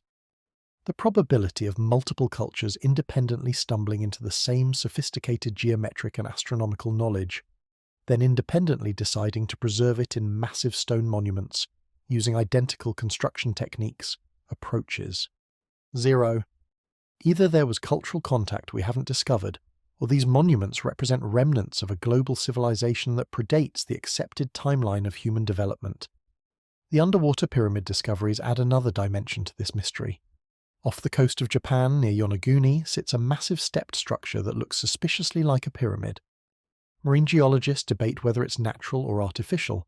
The rock formations show right angles, flat surfaces, and geometric arrangements that could be either extreme geological coincidence or evidence of worked stone now submerged.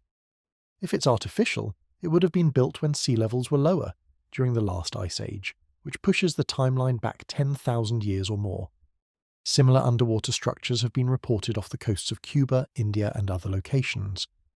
Whether these are natural geological formations or submerged ruins of ancient civilizations remains contentious, but the pattern keeps emerging, evidence of advanced construction in time periods that supposedly predate civilization itself. The cultural memory of these structures is equally intriguing. Local legends across the globe describe the pyramids and megalithic sites as being built by giants, gods, or ancestors with supernatural powers. The Inca myths say the stones at Sacsayhuaman were shaped using plants that could soften rock, a story dismissed as fantasy but interesting given we don't understand how they actually achieved that precision. Egyptian legends credit the pyramids to pre-dynastic beings with advanced knowledge. Mesoamerican myths describe the builders of Teotihuacan as gods who created the world. These could all be poetic explanations for forgotten technology, cultural memory of a lost advanced civilization, or just stories people tell when they don't understand how their ancestors accomplished the impossible. Now we need to discuss the uncomfortable topic of suppressed evidence, artifacts, discoveries, and research that challenge the mainstream timeline but somehow never make it into museum displays or textbook discussions. This isn't conspiracy theorizing, this is pattern recognition. When you consistently find that evidence contradicting the established narrative gets dismissed, ignored, or actively suppressed, while evidence supporting that narrative receives immediate acceptance, you're watching institutional bias in action. And the archaeological establishment has been perfecting this bias for over a century, protecting comfortable timelines from inconvenient facts. Let's start with out-of-place artifacts, objects found in geological strata where they absolutely shouldn't exist according to conventional dating. The London hammer, found embedded in rock formations dating to the Cretaceous period, roughly 100 million years ago, is a perfectly ordinary metal hammer with a wooden handle. The handle has partially petrified, and the iron shows manufacturing characteristics consistent with modern metallurgy. Mainstream archaeology dismisses it as a modern tool that somehow got encased in recent mineral deposits that coincidentally resemble ancient rock. Because that's apparently more plausible than acknowledging the possibility that the geological dating might be wrong, or that our timeline of technological development has serious gaps. The Antikythera mechanism is a case study in how long the establishment can ignore evidence before being forced to acknowledge it. This ancient Greek device, discovered in 1901 from a shipwreck, is essentially an analog computer used for calculating astronomical positions and predicting eclipses. It features dozens of precisely crafted bronze gears in a sophisticated arrangement that wouldn't be matched until medieval clockmaking technology. When first discovered, it was dismissed as an anomaly or medieval contamination despite being found in a definitively ancient context. It took decades of research and modern imaging technology before the archaeological community grudgingly admitted this was genuine ancient technology, demonstrating capabilities we didn't think existed until 1,000 years later. How many other anomalies are sitting in museum storage rooms, dismissed without proper investigation because they don't fit the timeline? The Baghdad battery represents another artifact that makes mainstream archaeology deeply uncomfortable. These clay jars, discovered in Iraq and dating to around 200 BC, contain iron rods surrounded by copper cylinders, the exact configuration needed to create a galvanic cell when filled with acidic liquid. They're batteries, ancient batteries, functional electrochemical devices that shouldn't exist for another 1,800 years, the official explanation. They were used for electroplating gold onto jewellery, which begs the question, if they had electroplating technology, what else were they capable of? But raising that question leads to uncomfortable places, so mainstream archaeology prefers to treat these as isolated curiosities rather than evidence of advanced understanding of electricity in the ancient world. Egyptian hieroglyphics at the Temple of Dendra show what appear to be light bulbs. The images depict elongated bulb shapes containing wavy serpents, representing the filament, with stems connected to what looks like power cables leading to box-like objects that resemble batteries or power sources. The official explanation calls these symbolic religious imagery. The serpent represents divine knowledge or some such mythology. Except the resemblance to modern electrical lighting components is remarkably specific. If you wanted to draw a schematic of an ancient electrical lighting system, it would look exactly like these hieroglyphics. But admitting ancient Egyptians might have had electrical technology would unravel the entire narrative of slow technological progression so it's safer to call it religious symbolism and move on.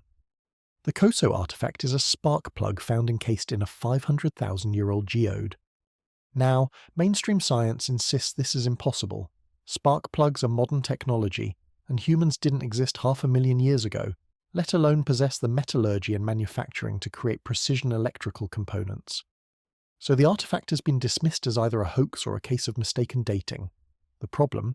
The geode encasing it appears genuine, and the artifact inside shows evidence of being an actual functional spark plug. Rather than investigate this thoroughly, it's easier to declare it an unexplained anomaly and file it under things we don't discuss at academic conferences. Metallurgical anomalies appear throughout the archaeological record.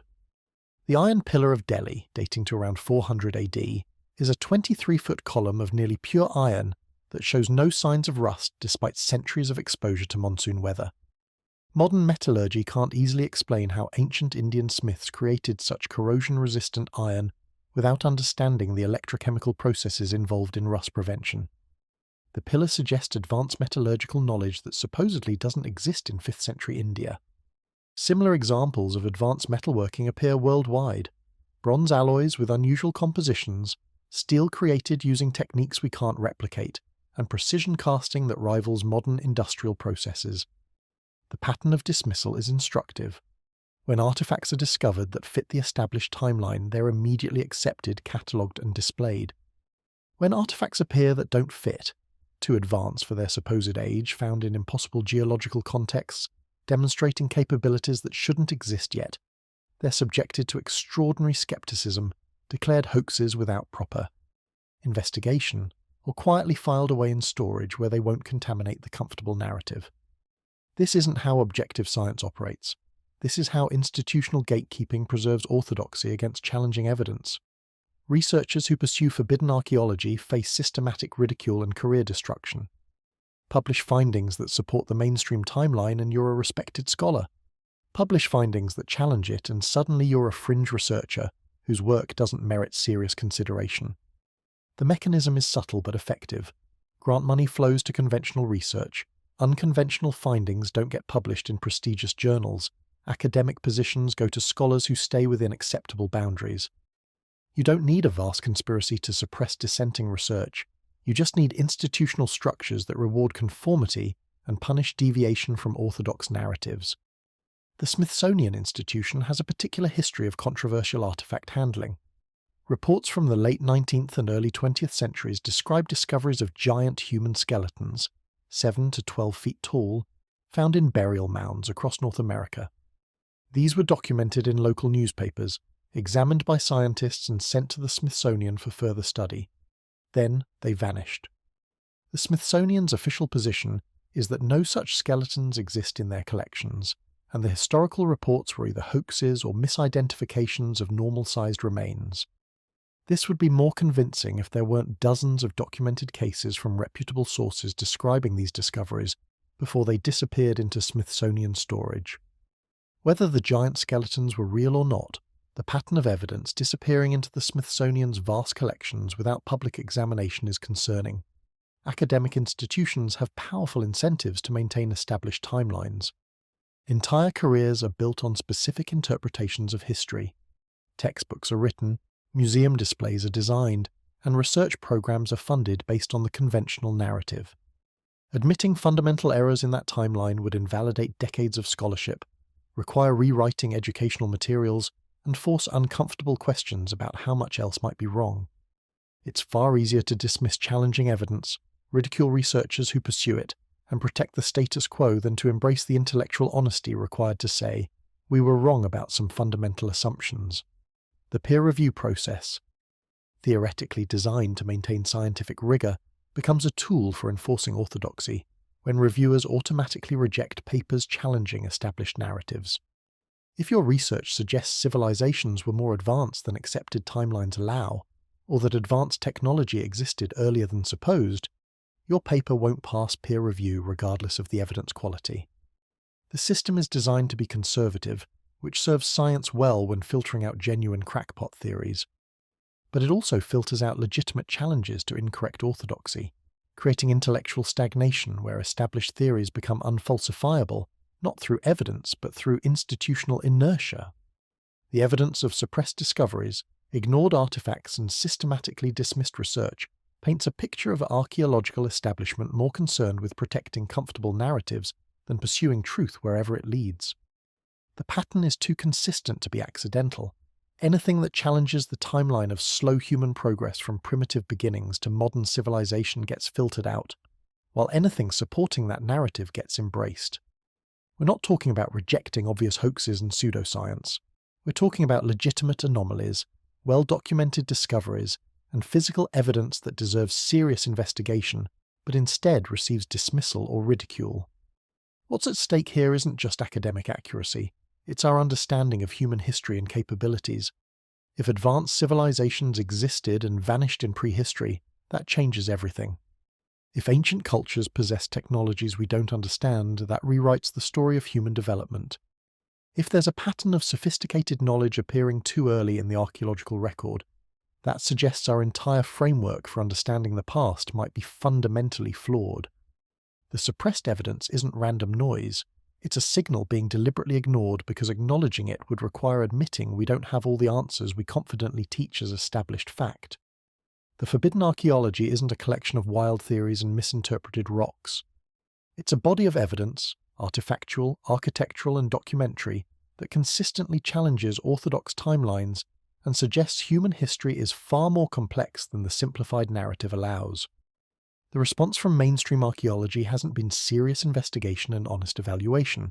It's been dismissal, ridicule, and suppression. That pattern, repeated over decades across numerous discoveries, reveals an institutional resistance to truth that should concern anyone who values intellectual honesty over comfortable certainty. The evidence is there, waiting for a generation of researchers brave enough to investigate it without fearing career consequences or academic ostracism. Until then, it sits in storage rooms filed under anomaly, quietly challenging everything we think we know about where we came from and how we got here. We've spent this entire journey examining physical evidence, impossible precision in stone, astronomical alignments, global construction patterns that shouldn't exist. Now let's talk about what the ancients themselves said happened, because virtually every culture on Earth preserves stories about the same catastrophic event, a global flood that destroyed an advanced civilization, leaving only scattered survivors to rebuild from the ruins. And before you dismiss these as simple mythology, remember that these same mythological cultures built monuments encoding sophisticated astronomical and mathematical knowledge we're only now beginning to understand. Maybe their flood stories deserve the same respect we're finally giving their engineering capabilities. The flood myth isn't just a biblical story, it's genuinely global.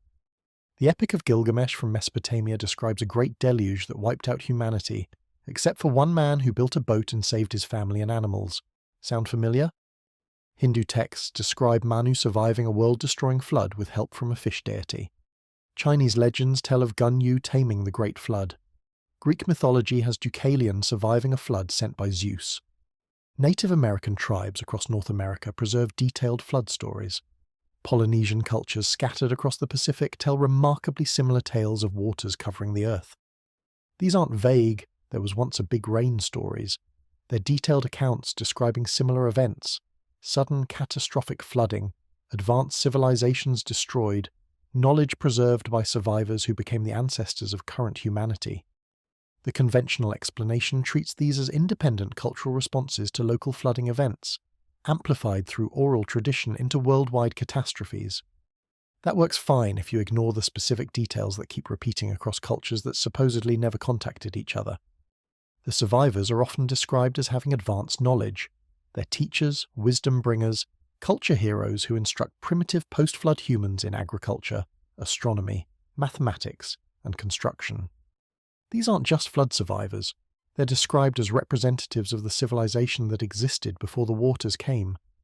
The Egyptian pyramid texts reference the first time, a golden age before disaster struck, when gods walked among humans and possessed knowledge that was later lost or corrupted.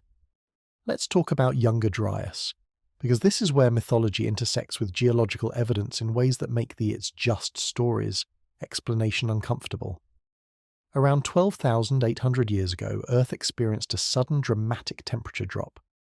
The planet had been warming out of the last ice age, Then suddenly, geologically speaking, this happened fast, temperatures plummeted. Ice sheets that had been retreating began advancing again. Climate patterns shifted catastrophically. This cold period lasted roughly 1,200 years, before temperatures rapidly increased again around 10,800 BC. The end of the Younger Dryas involved massive ice sheet collapses, dramatic sea level rises, and climate chaos that would have been absolutely devastating to any civilization existing at the time.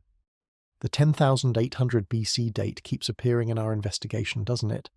That's when the Great Sphinx's water erosion suggests it was carved before the climate dried. That's when Göbekli Tepe's builders aligned their monument to Cygnus as it appeared in the sky. That's when Robert Schoch's geological analysis suggests the Sphinx enclosure was experiencing heavy rainfall. And that's precisely when the Younger Dryas ended with rapid warming, catastrophic flooding from melting ice sheets, and sea level rises that would have inundated coastal civilizations worldwide. The flood myths describe what happened. The geological evidence confirms it happened. The monuments that survived provide physical testimony to the knowledge that existed before it happened. The cause of the Younger Dryas impact is still debated, but evidence increasingly points toward a cosmic impact event, possibly a comet fragmenting and striking Earth in multiple locations around 12,800 years ago. The Younger Dryas boundary layer shows elevated levels of platinum, microscopic diamonds, and other markers consistent with extraterrestrial impact. Sites across North America show evidence of sudden, intense burning at this exact time, possibly from airburst impacts similar to the Tunguska event but on a vastly larger scale. If accurate, this means Earth was hit by cosmic debris that triggered immediate climate catastrophe, followed by 1,200 years of cold, ending in rapid warming and massive flooding as ice sheets destabilized and collapsed. Now imagine you're part of an advanced civilization when this happens. Your cities are destroyed by impacts or the resulting fires. Your climate becomes hostile. Your population crashes. You know that even if you survive the initial disaster, the climate instability will last generations, and when it finally ends, the melting ice will cause flooding that destroys whatever coastal settlements remain. What do? You preserve your knowledge in the most permanent form possible. You build monuments designed to survive geological timescales. You encode astronomical information, mathematical constants, and construction techniques in stone structures positioned according to celestial coordinates.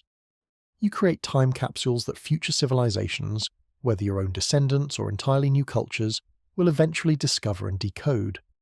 The megalithic sites across the globe start making sense as exactly this kind of preservation effort. Göbekli Tepe, built around the time of the Younger Dryas impact, shows sophisticated knowledge deliberately buried to protect it.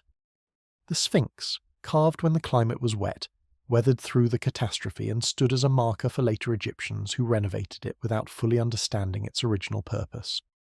The pyramids of Giza, encoding astronomical alignments to 10,500 BC, preserve specific celestial configurations from before the catastrophe. These aren't just monuments, they're libraries, warning beacons, and proof that advanced civilization existed before the flood myths describe it being destroyed. The pyramid texts explicitly reference this preservation of knowledge. They describe the followers of Horus, survivors of the pre-dynastic civilization who preserved ancient wisdom and passed it to the early dynastic Egyptians. They mention books of Thoth, containing knowledge from before the flood. They reference a time when gods walked the earth and taught humans the arts of civilization. Mainstream archaeology treats this as religious mythology, but what if it's cultural memory of actual events? What if the gods were survivors of the pre-catastrophe civilization, preserving and teaching what they could to populations that had regressed to more primitive conditions after the disaster? The flood survivors would have faced impossible choices. Their technology likely depended on infrastructure that no longer existed. Their population was too small to maintain complex civilization. Their immediate priority was survival, not preserving ancient knowledge. But some of them tried anyway. They built monuments that would outlast any written records, that would survive future disasters, that would point future civilizations toward understanding what had been lost. They encoded their warnings in the most permanent form available, massive stone structures positioned according to astronomical coordinates that would remain verifiable regardless of how much time passed or how many civilizations rose and fell. The global pattern of flood myths preserves specific details about this catastrophe. Many describe multiple disasters: first fire from the sky, the impacts, then cold and darkness, Younger Dryas, then massive flooding, ice sheet collapse. They mention survivors travelling to different lands to teach primitive populations. They describe knowledge being deliberately preserved in safe locations. These aren't vague stories, they're detailed accounts that match both the geological evidence and the physical testimony of the monuments. The myths are saying this happened, we survived, we tried to preserve what we knew, and these structures are the proof. The monuments themselves show evidence of being built to withstand catastrophe. The massive stone construction isn't just impressive, it's engineered for permanence.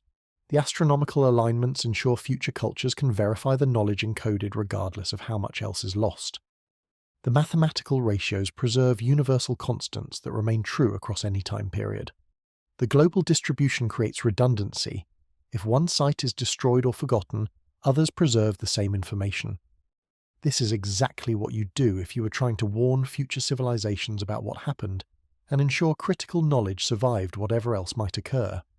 So we've examined the precision that shouldn't exist, the astronomical knowledge that appears too early, the global pattern suggesting shared ancient knowledge, and the flood myths describing catastrophe and survivors. Now we need to address the question that's been hovering over this entire investigation. If ancient civilizations possessed advanced knowledge and capabilities beyond what mainstream archaeology acknowledges, where did that knowledge come from? And the answer that keeps emerging from the evidence, however uncomfortable it makes us, points toward influence from something non-human. Before the skeptics tune out, let's be clear about what the evidence actually suggests versus wild speculation. We're not claiming ancient astronauts built the pyramids with laser beams. We have evidence of human construction. We're not saying aliens landed and gave humans a technology package. The monuments show human fingerprints throughout. What we're saying is that the knowledge encoded in these structures, the precision of their construction, and the global pattern of similar capabilities appearing simultaneously suggests either an advanced human civilization we haven't acknowledged, or influence from something beyond our current understanding of ancient history. Either option requires completely revising our story of human development. Let's synthesize what we've discovered. Ancient cultures across the globe demonstrated knowledge of astronomy, mathematics, and engineering that supposedly doesn't develop until thousands of years later. They encoded this knowledge in monuments aligned with precision to celestial features. They preserved specific astronomical dates, particularly around 10,800 BC, in their alignments and proportions. They used construction techniques we struggle to replicate with modern technology. They did all this while supposedly being primitive Bronze Age societies, working with copper tools and manual labour. The official explanation requires believing in the most spectacular series of coincidences and lucky accidents in history. The alternative explanation requires accepting that we've been wrong about fundamental assumptions regarding ancient capabilities and possibly ancient contact. The ancient texts themselves don't describe their advanced predecessors as merely clever humans. Egyptian texts call them gods, or beings from the sky.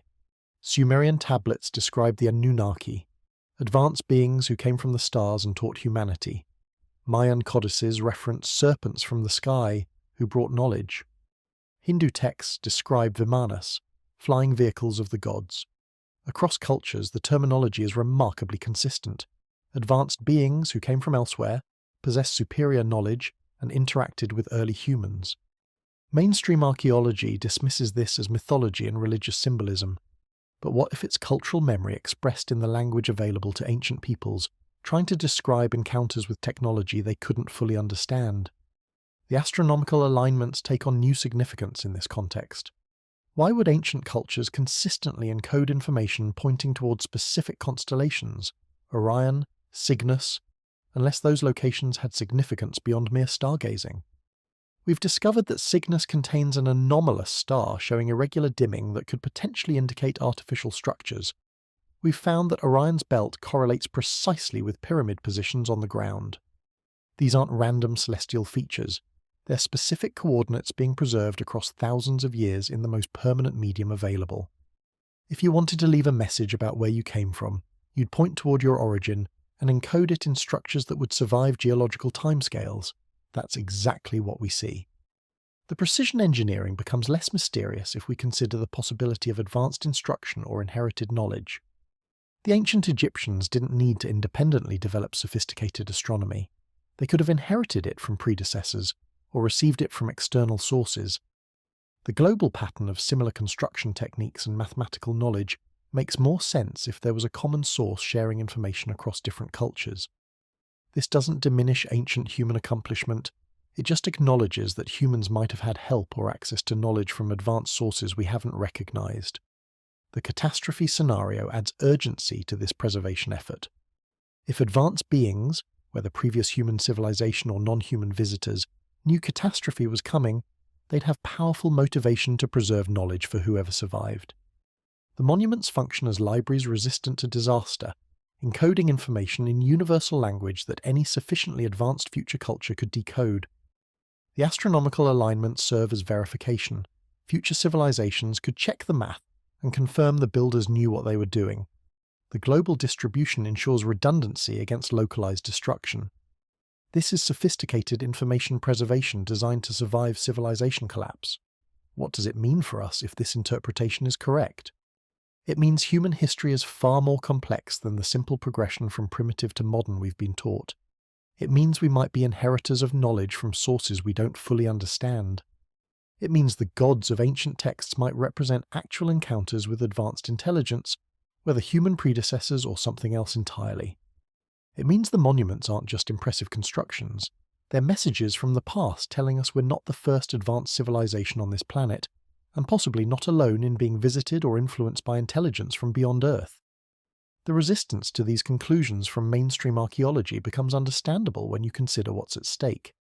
Accepting this evidence requires abandoning comfortable narratives about human progress. It requires admitting we don't have all the answers.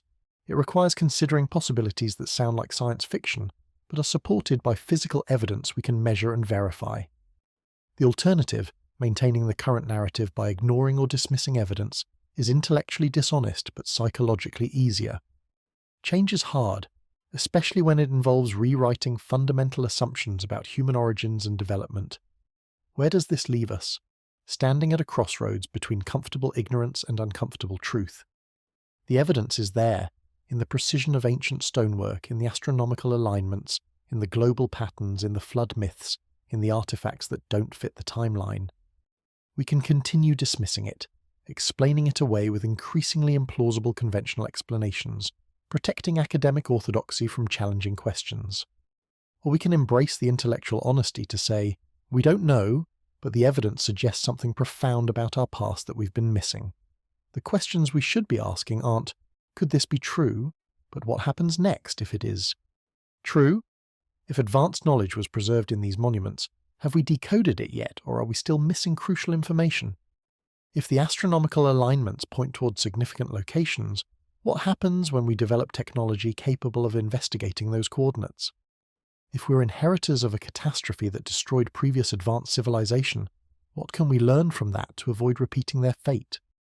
If contact with non-human intelligence influenced human development in the past, does that contact continue or could it resume? The monuments stand as they have for millennia, preserving their secrets, waiting for humanity to develop the capability and courage to understand what they're really telling us. We've made progress. We can now measure their precision, verify their astronomical alignments, recognize the global patterns. We're beginning to acknowledge that the conventional timeline has serious problems. We're starting to ask better questions instead of accepting comfortable answers. That's progress, but it's just the beginning. What comes next depends on whether we're willing to follow the evidence wherever it leads, even into territories that challenge everything we thought we knew about human history and our place in the cosmos. The ancient builders left us a message in stone. They encoded it with precision that ensures we'd eventually be able to read it. They pointed toward the stars and preserved coordinates we're only now able to investigate. They survived catastrophe and tried to warn us, teach us, show us what was lost and what might be possible. The question isn't whether their message is real. The monuments prove it is. The question is whether we're ready to understand what they're actually telling us. We came from somewhere. We're going somewhere. The monuments suggest both answers involve scales larger than one planet's history, and possibly involvement of intelligence beyond what conventional science acknowledges. That's terrifying and exhilarating in equal measure. It rewrites our origin story, expands our possibilities, and forces us to confront the reality that human civilization might be far stranger and more significant than we've imagined. The evidence is there, carved in stone, aligned with stars distributed globally, waiting for us to connect the dots. We've started, the journey's just beginning. And based on what we've discovered so far, the destination is going to be absolutely mind-blowing.